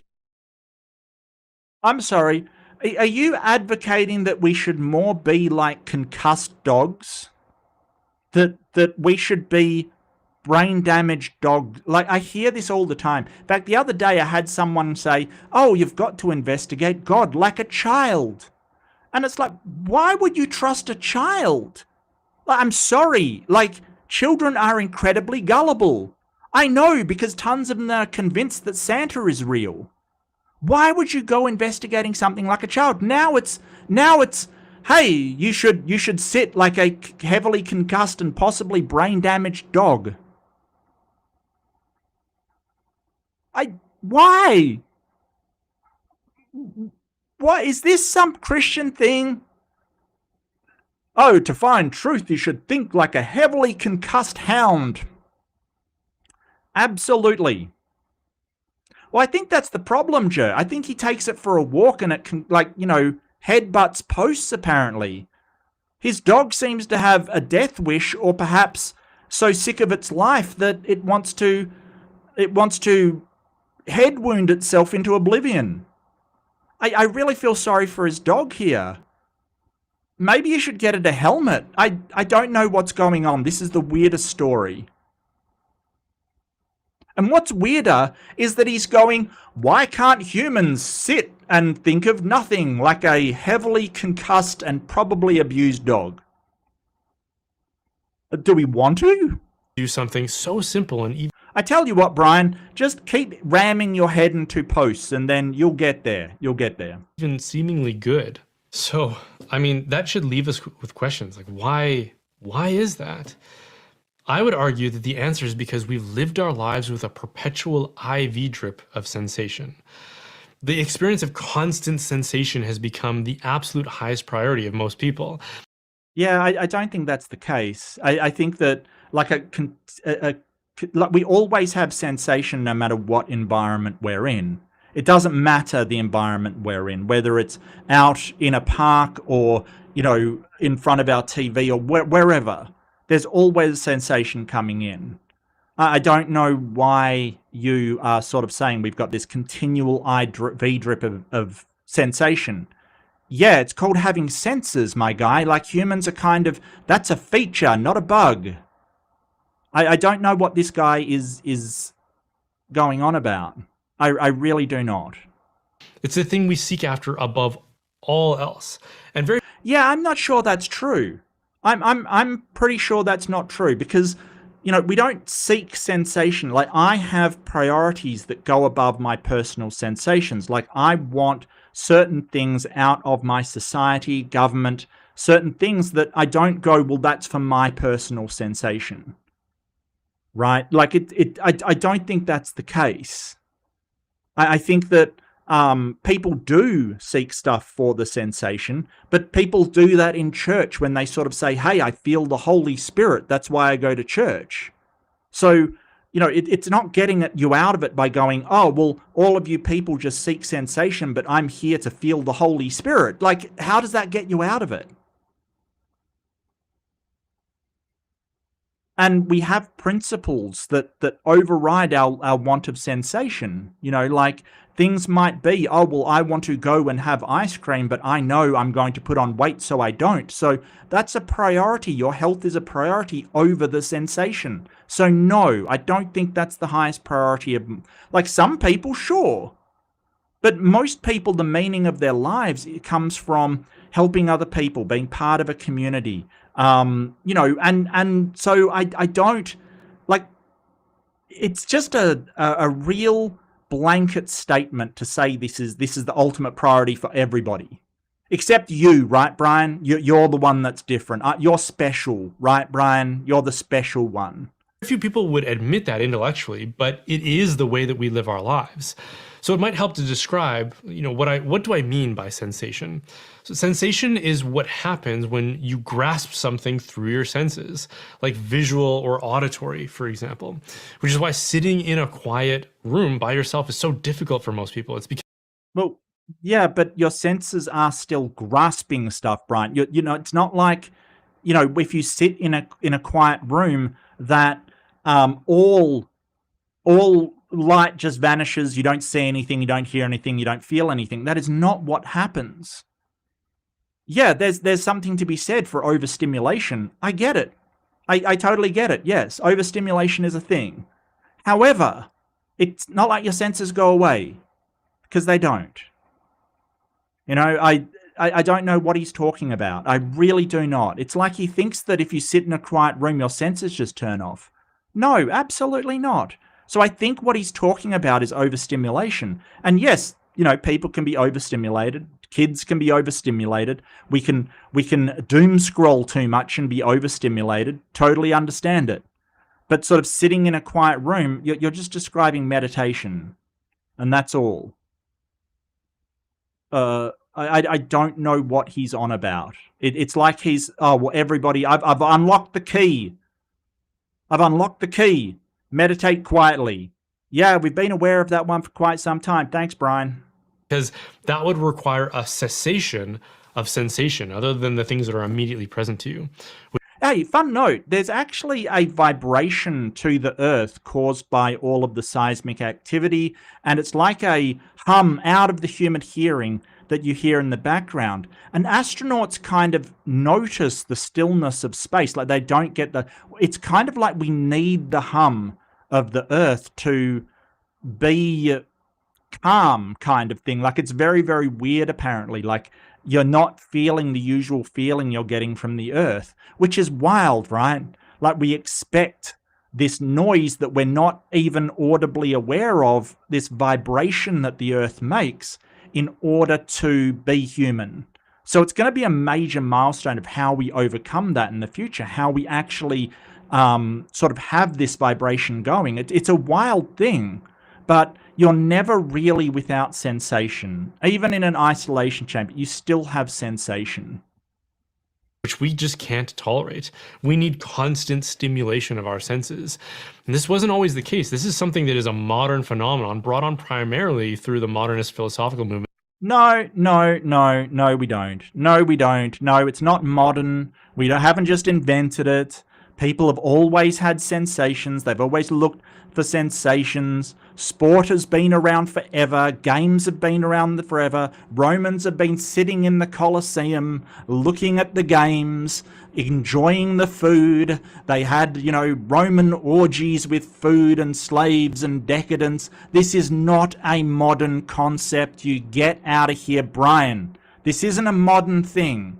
Ever since the first person around a campfire told a story, we've been indulging in these sensations. Plays exist since the earliest days. Brian, this isn't a modern thing. People have always done this, right? They've always done this. We have always created abstractions to engage our minds when there is no actual events to engage our minds. People have done this forever. This isn't a new thing. It's just a new medium, a new media. That is all. You know, so people used to crowd around the radio, absolutely riveted by the radio. Storytellers used to be amazing. Playwrights were considered amazing people. Hell, orchestras, Bach, Beethoven were considered amazing people and, you know, heroes of their day because they wrote these things. They're all sensations. They are music, sound. What you're doing is denying a fundamental part of the human experience, which is generally all art, right? Like just art. Okay, you don't think movies and games and other stuff is art. Okay, you're entitled to your opinion. I disagree. I think they are a form of art, and art has always been to engage sensations. Always. And emotions. Come on. Brian Holdsworth is basically saying that engaging sensations are a modern thing. Oh, really, Brian? Then how did the Colosseum happen? Did they time travel? Big nod to the time travelers. Thanks, Nick. Appreciate it, man. And then did they time travel into the future and get the idea of sensations, then go back and invent, I don't know, opera? Ballet? Plays? Storytelling? Come on, man. You cannot be this ignorant, seriously. That oriented us away from spiritual and metaphysical truth and realities and exclusively towards physical sensory experiences. Oh, it's the spiritual. Yeah, it's the spiritual. Okay. The spiritual realities.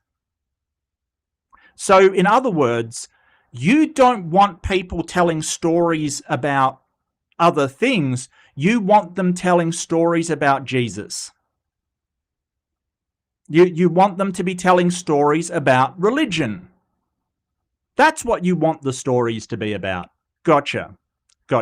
Under the assumption that human beings are nothing more than matter in motion. And so material sensation is all that really matters at the end of the day. No, absolutely not all that really matters. No, this is something that Christians try and leverage against non-Christians or non-theists all the time, that if you don't have spiritual things, then it is the sensations that only sensations matter. And that is patently not true. Like, we have other emotions rather than just the senses that come to our being. And we do have ideologies and principles and guiding ideas that mean more to us than just sensations. So this is patently incorrect. I cannot push back on that enough. That, every single atheist out there is just indulging their senses. They don't care about anything else. Bullshit. I'm sorry, it's bullshit. I care about my family. I care about my friends. I care about my community. None of those are indulging my sensations. And now in the age of first TV and movies and now digital screens and video games in our pockets, we don't have to endure the drudgery of life without constant sensations for long. Every other experience of life, like working, studying, traveling, these are all just ordeals we have to survive so that we can get back to pleasing sensations, primarily stimulated through screens and headphones. Well, I mean, it depends on what you're working as and what kind of work you do. Sure, some people do figure work like that. Some people do take a lot of pride and enjoyment in their work as well. Look, you're never going to like every aspect of your job. That's just a reality. There's going to be some stuff that you don't like. But, I mean, for my part, I've enjoyed my work. I even when I was working a really horrible job, just take for example, call center technical support, right? Like it is a hard job. It's a not a well-paid job. It is fundamentally difficult. It's a job. But there were things in it that I took pleasure from. Like when I could help somebody out, I took pleasure in that. I took an amount of pride in my work, that I could help people, that I did know what I was doing, that I wouldn't just, palm them off onto somebody else, that I could actually help people. That was a real feature of my job that I enjoyed.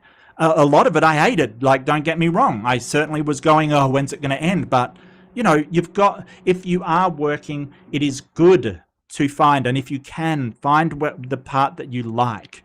And go, yeah, that's the part that I like. Even if you hate the rest, you can get by with the stuff that you like. And so, yeah, how many kids? I don't have any kids. Nor will I have.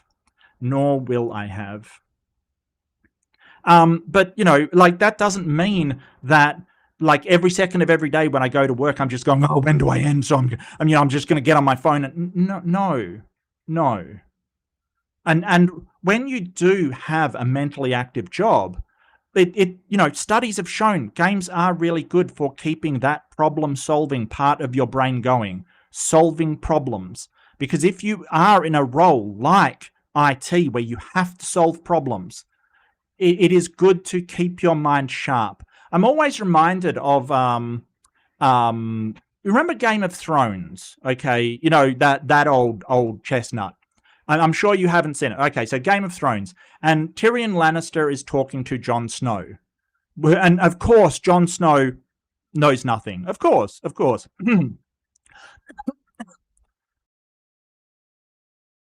Excuse me.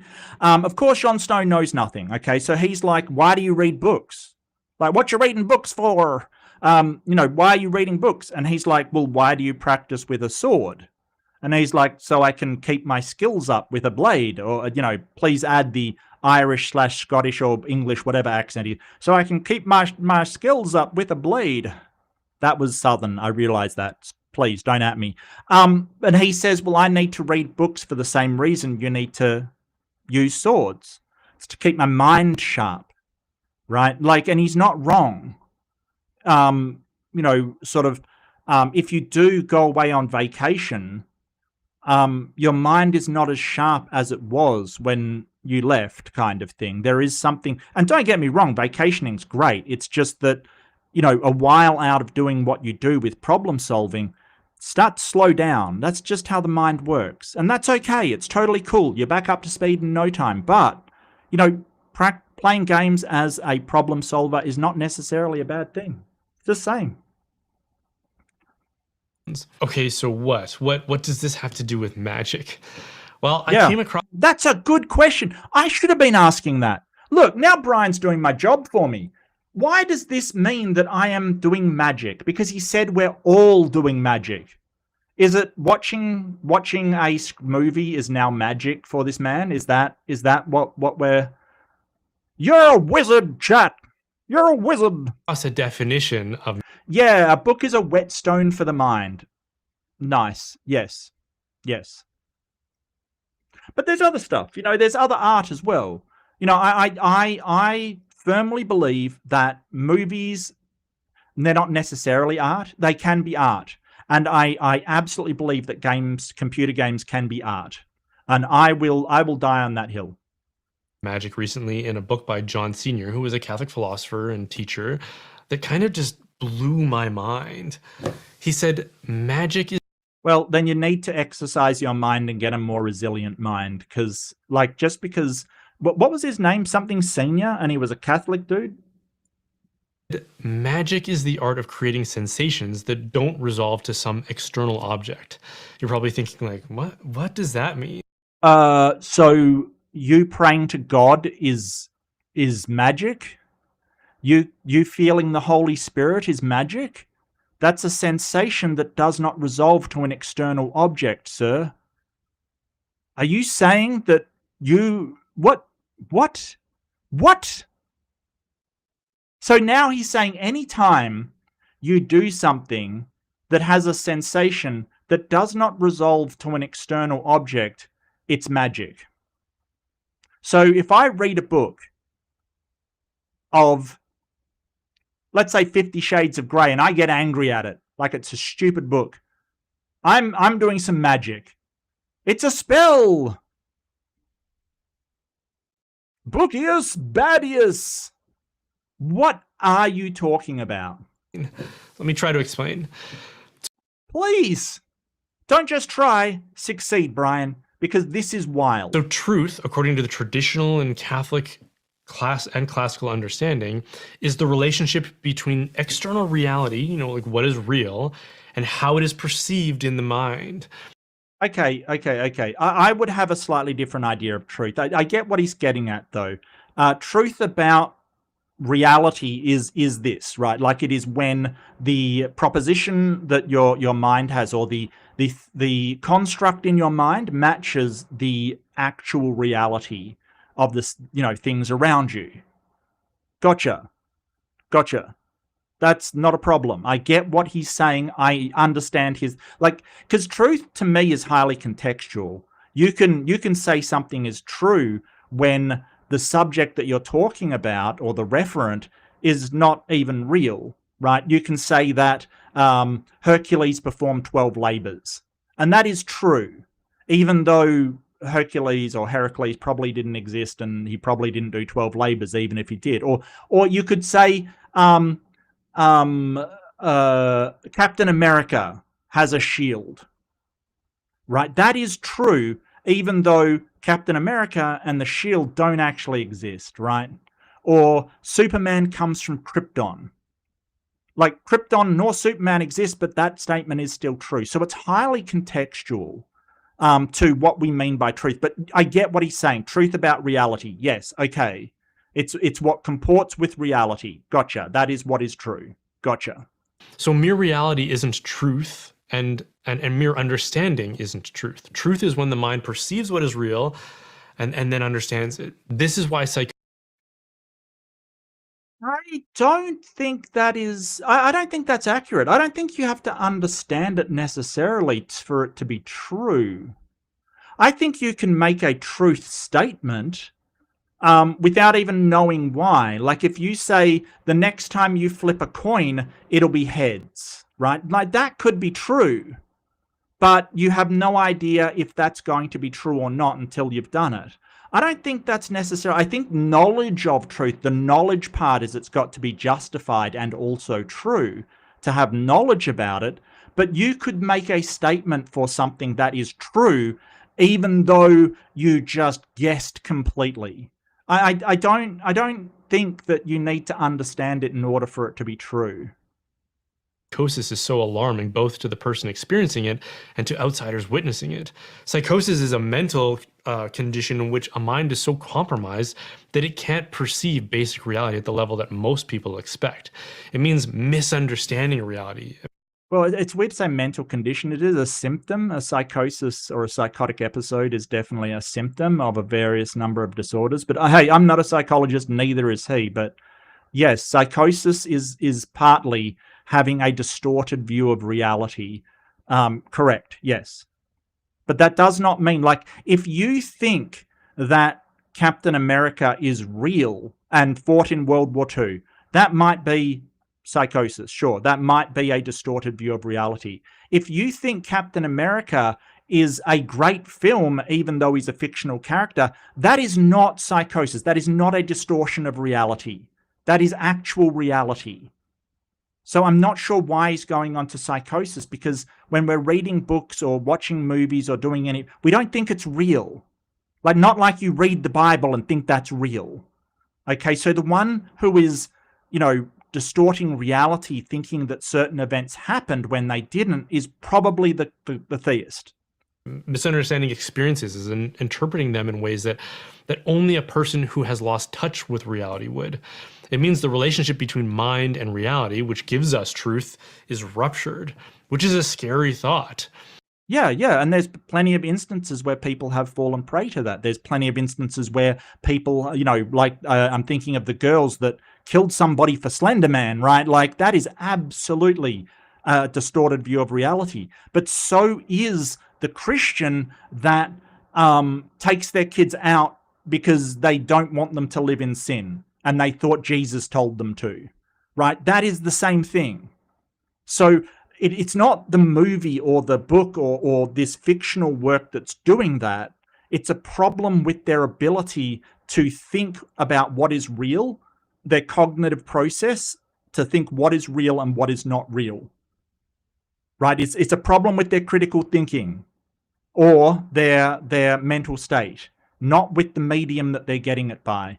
Because even if they're sitting in a room by themselves, they can still have distorted views on reality. That can still happen. So as rational souls, which is what makes us distinctly human, God created... Well, I'd say rational minds. I'm not sure about the soul there. I don't think your soul is doing much thinking, Brian. Rational souls. No. Even if there is a soul, it's not doing the thinking, okay? That's our mind and our brain. I mean, you might disagree with the brain part, but it's our mind. So let's be... Like, what the hell? What is a rational soul? Like, seriously, this language is so silly. And then you're talking about having distorted views of reality. Can you demonstrate this soul? How do you know it's not a figment of a distorted view of reality, Brian?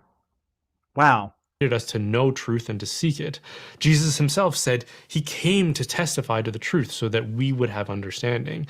And our perception of reality does begin with our senses before it reaches our mind, which is... Well, I'm glad you say that. Our understanding of reality begins with our senses. Absolutely. I'm an empiricist. I think the only way we can truly know something is via the senses, because we can have all kinds of fictions in our head.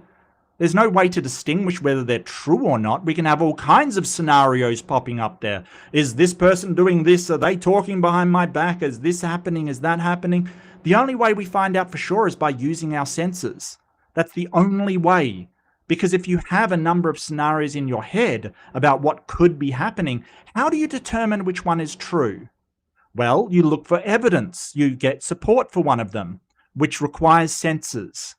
Always. Even if that's like, if you want to count evidence as just testimony, okay, that still requires senses. You still have to listen to them. So yes, I truly believe that the only way we can know things for sure is through the senses. Why the ability to produce sensations in someone else that don't correlate to anything in reality is actually extremely powerful and dangerous. It can convince them of truths that aren't true. This is what demons do and the specific kind of magic they practice on us because they are deceivers. Can I just point out the irony of a man saying that, hey, people watch screens and they have delusions about what's real and what's not real. They have a distorted view on reality. Oh, by the way, demons.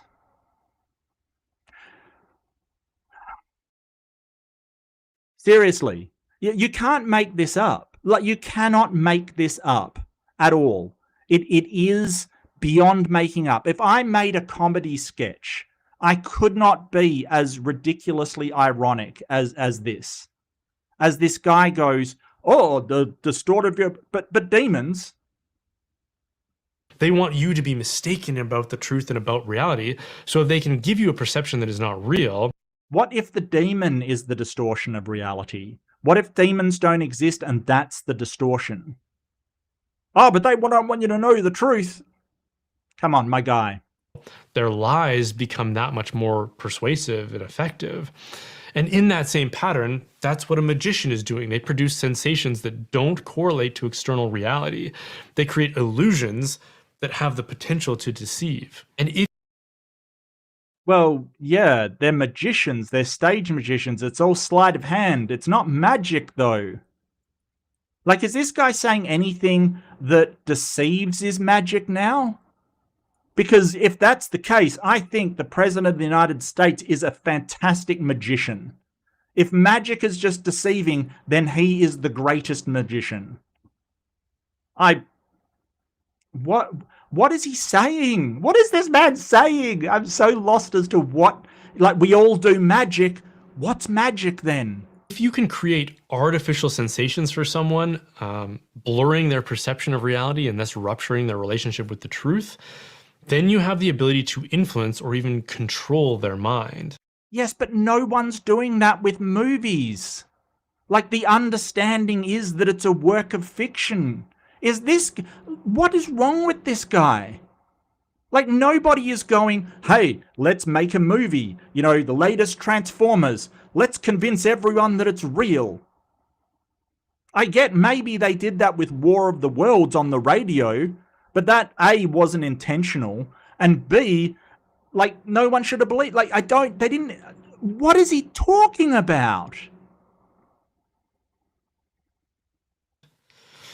This is vividly portrayed in The Lord of the Rings with the Palantir. No, you're not going to do Lord of the Rings. No. Which was like a crystal ball that allowed someone to communicate with other people. In this case, Sauron, the demon, who would then use it to create sensations that don't correlate to reality. Wait, Sauron created sensations that don't correlate to reality? How in the internal critique did this... What sensations? No, the Palantir weren't bad by themselves. The problem was that Sauron got hold of one, and so he was using it to spy on people influence people from a distance. But the problem wasn't the Palantir. They were just seeing stones.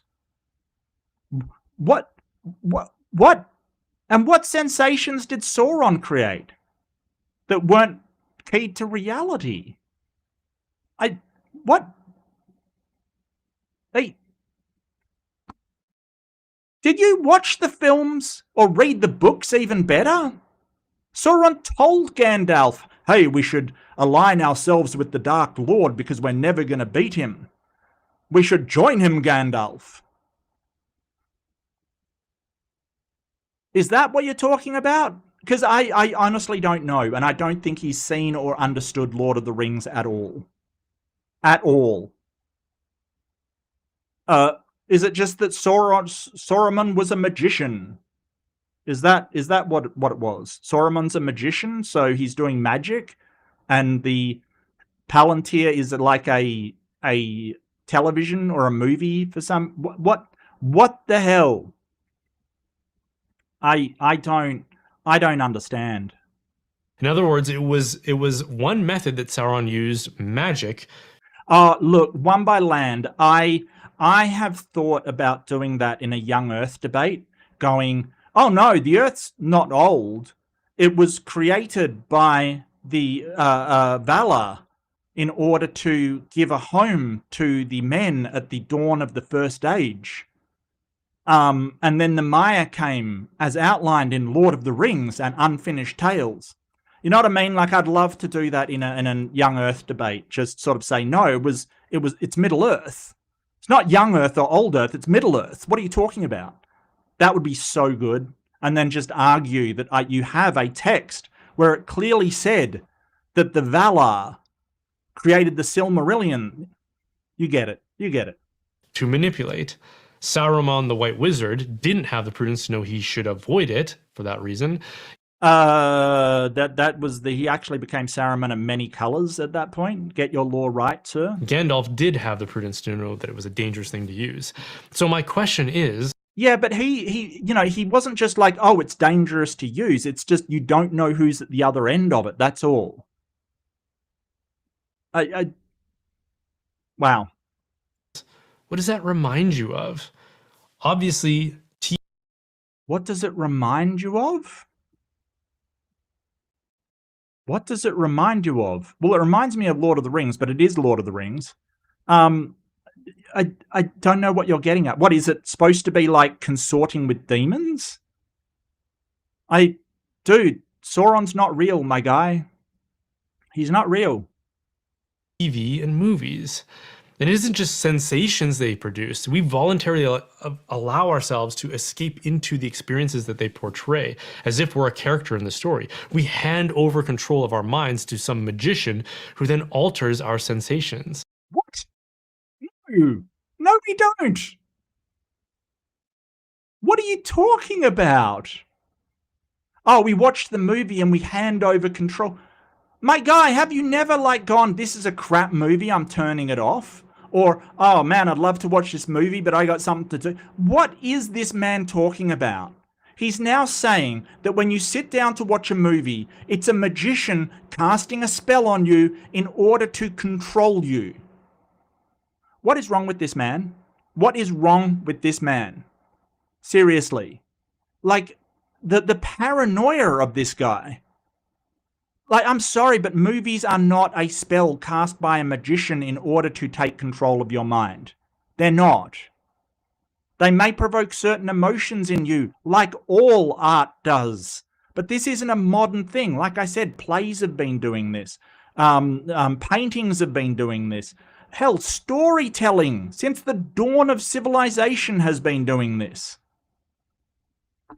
I have no idea what this man is talking about.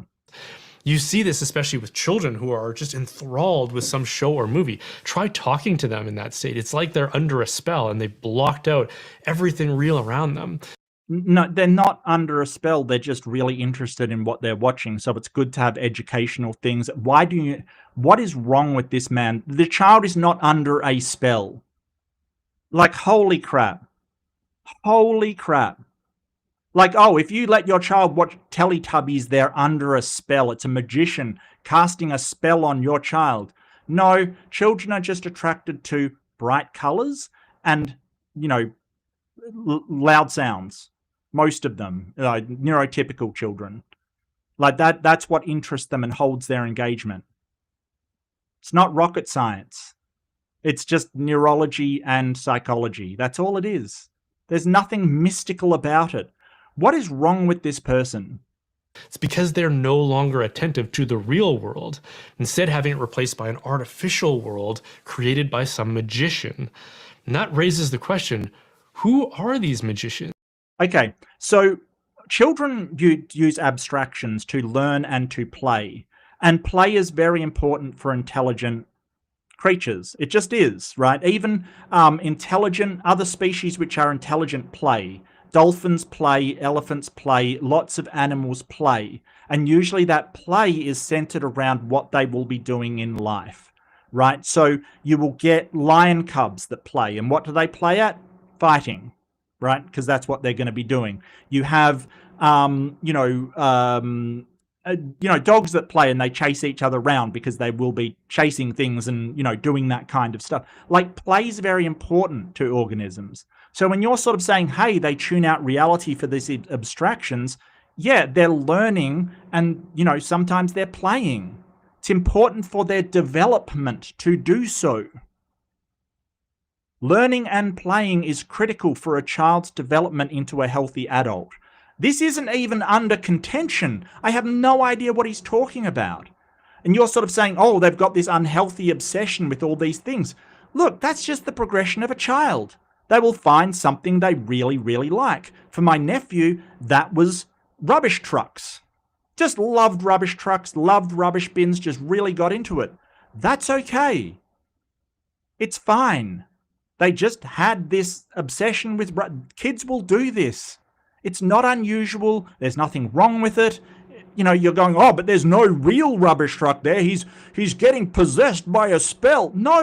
No, he's using abstractions to learn and find interest. Leave the poor kids alone, you fucking moron. Like, seriously. But you have to teach a child, hey, it's okay to be interested in stuff. Be aware of the real world around you. Be cognizant of the real world. That's fine. It's not a magician casting a spell. Get out of here. Are they benevolent, like Gandalf? Or are they manipulative, like Sauron?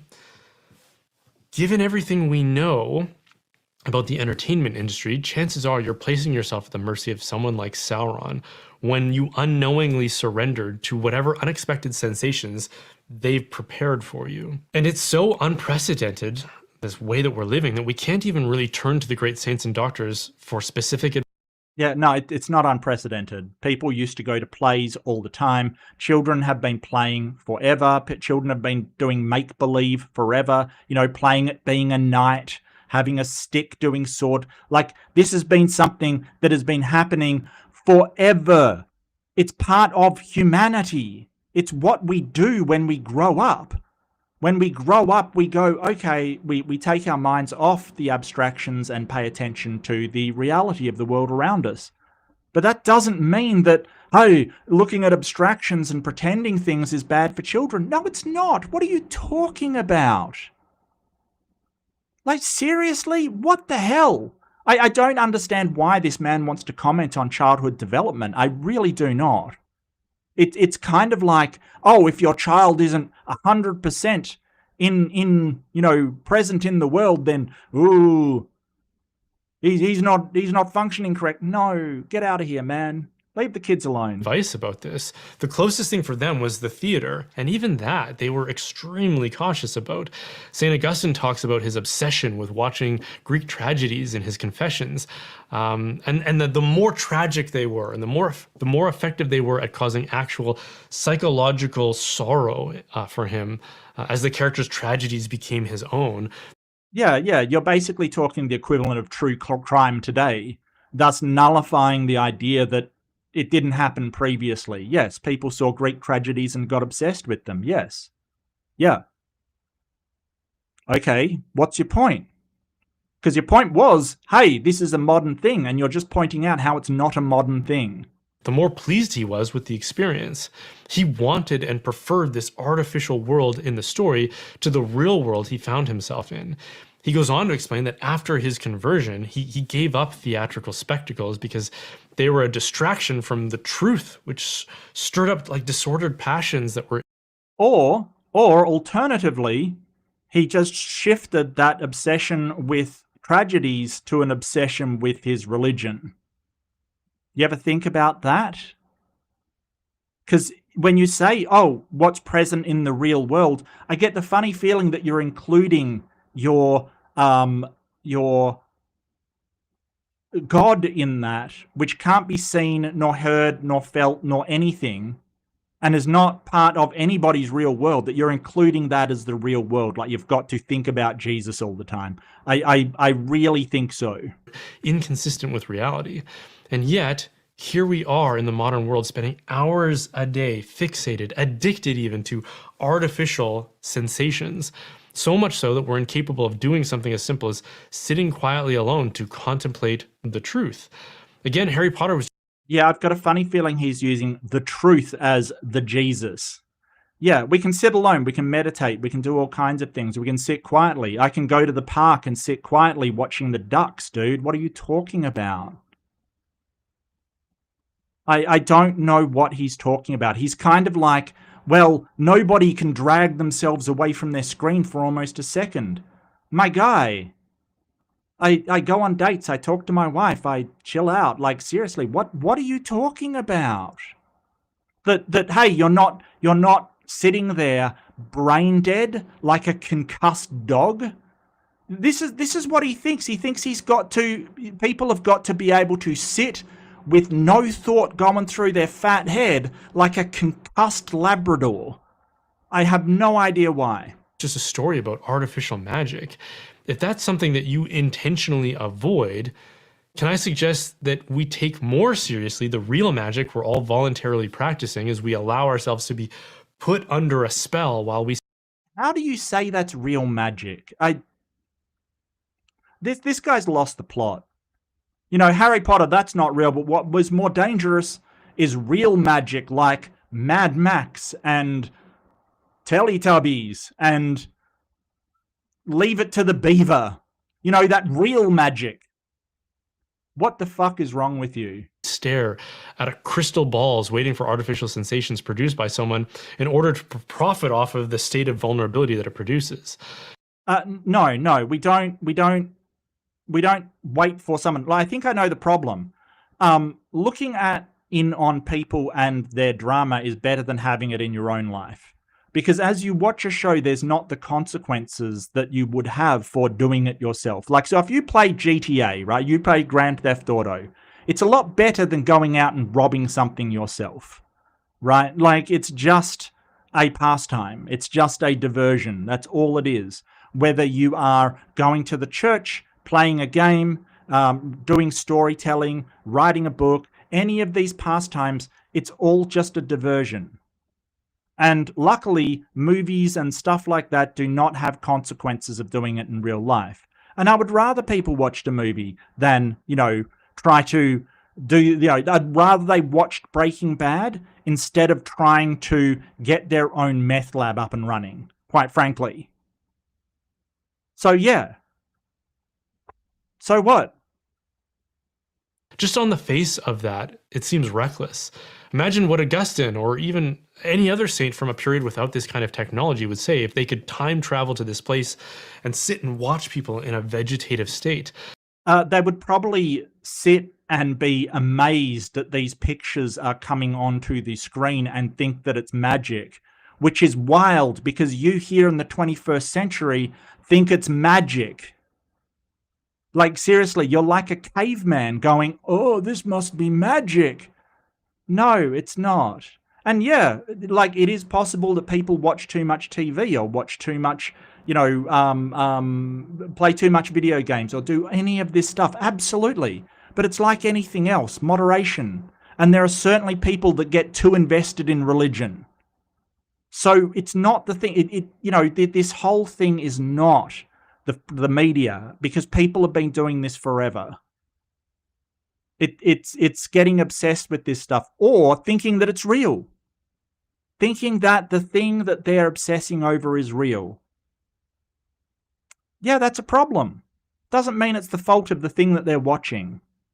With all of their attention fixed to electronic screens for hours on end. Yeah, he'd probably perform an exorcism on it, Brian. And, I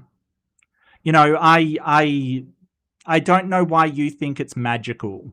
I really do not.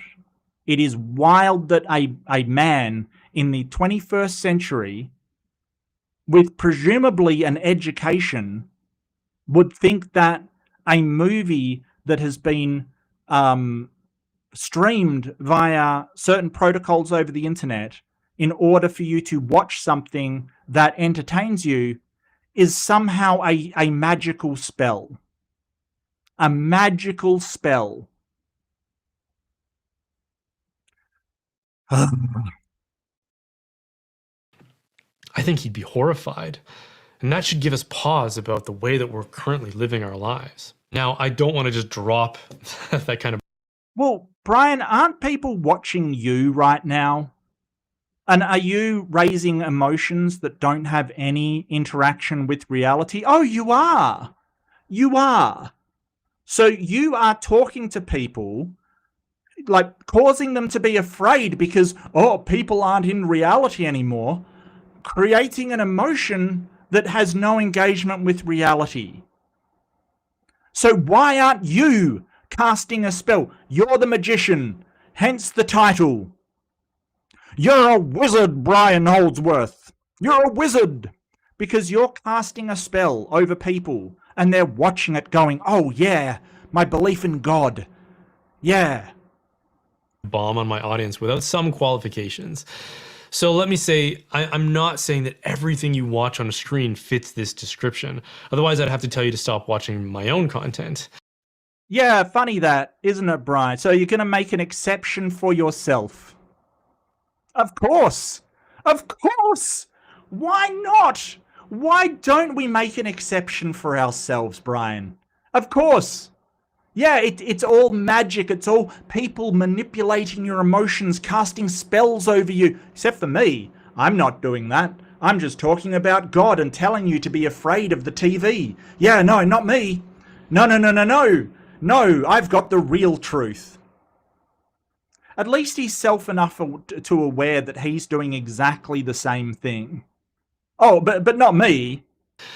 I don't think all forms of video meet this definition of magic. I think it has to be theatrical and immersive, the kind of thing that resembles another experience of an artificial reality, like an escape from the real world that you currently occupy. Listening to a lecture or even watching something that is streamed live so that it's merely... Yeah, a lot of children are listening to lectures there, Brian. Why aren't the children listening to lectures? I wonder. Have you ever seen a child like listen to a lecture? What is wrong with this man? Giving you like a portal to something that is real and actually happening, like live sports, wouldn't really fall under this definition. But theatrical TV shows and movies definitely would, in my mind. John Sr. went on to argue that they are fundamentally disordered, maybe even arguably intrinsically evil, because of the passivity of the viewer as if under a spell, the artificial emotion... No one's under a spell, my guy. Nobody's under a spell. The movie is not doing magic at you. My guy, what is this? Oh, movies are magical because you sit there as if you're under a spell. It's a story. It's just a fucking story. Wow.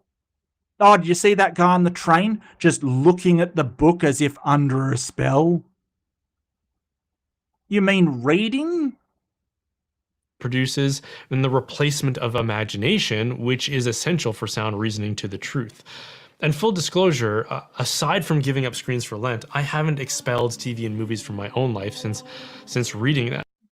He participates in the magic ritual of TV and movies. Quick, torches, pitchforks.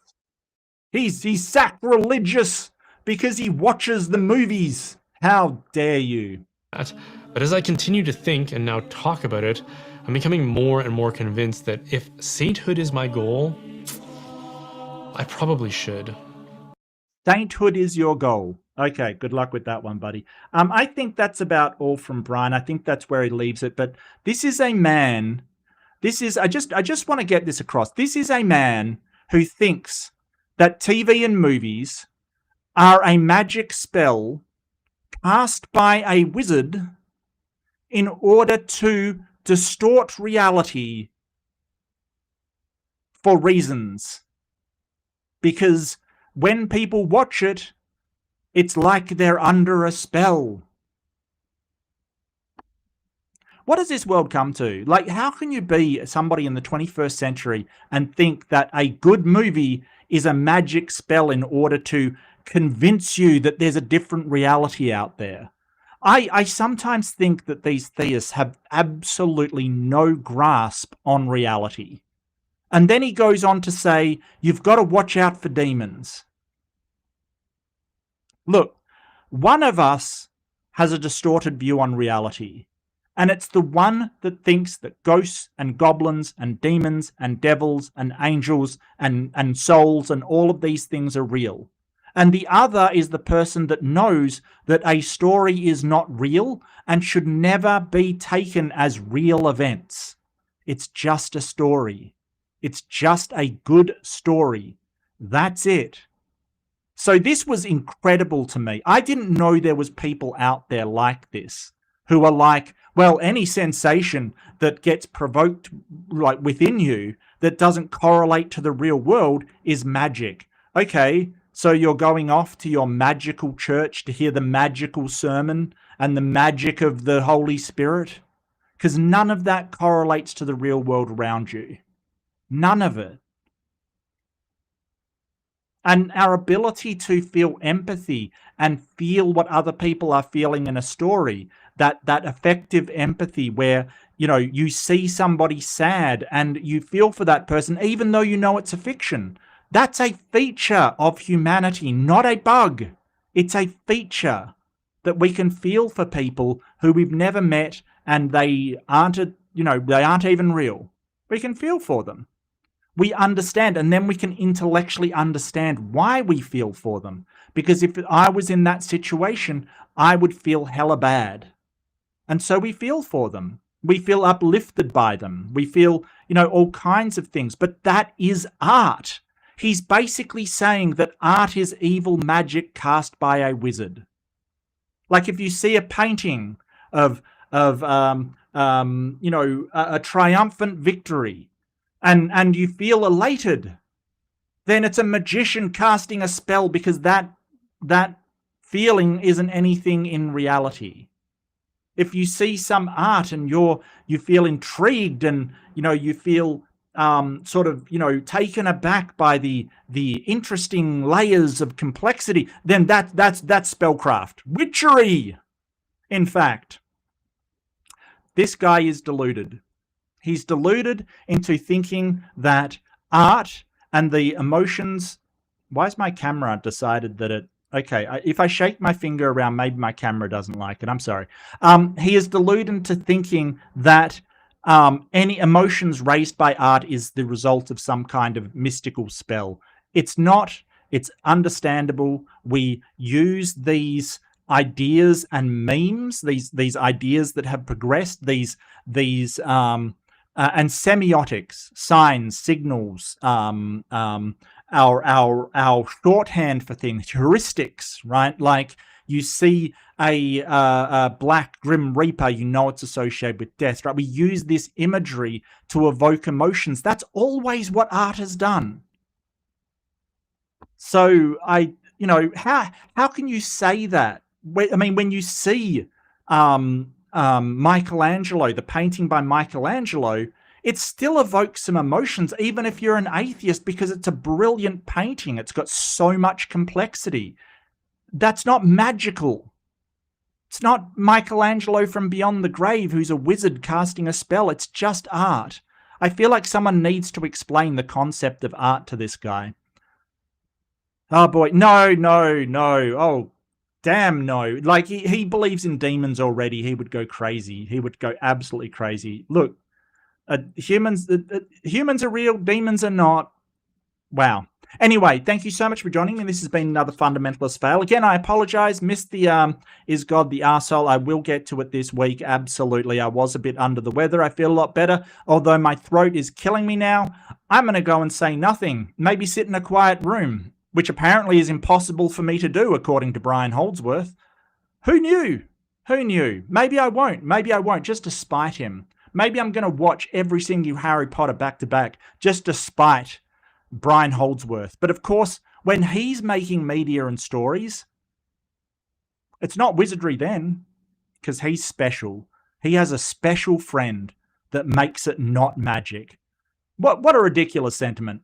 Anyway, do take care, everybody. Be kind to yourself.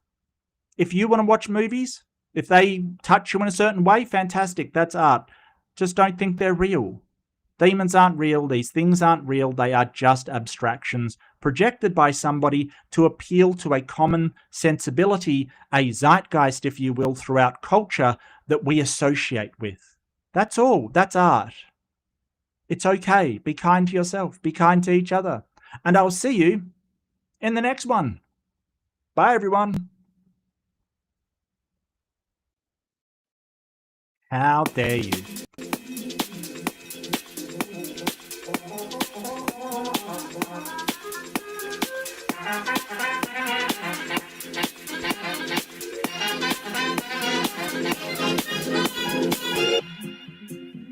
To what new horizons can we look now? Where are tomorrow's opportunities? The frontiers of the future are not on any map. But now, what's ahead of us?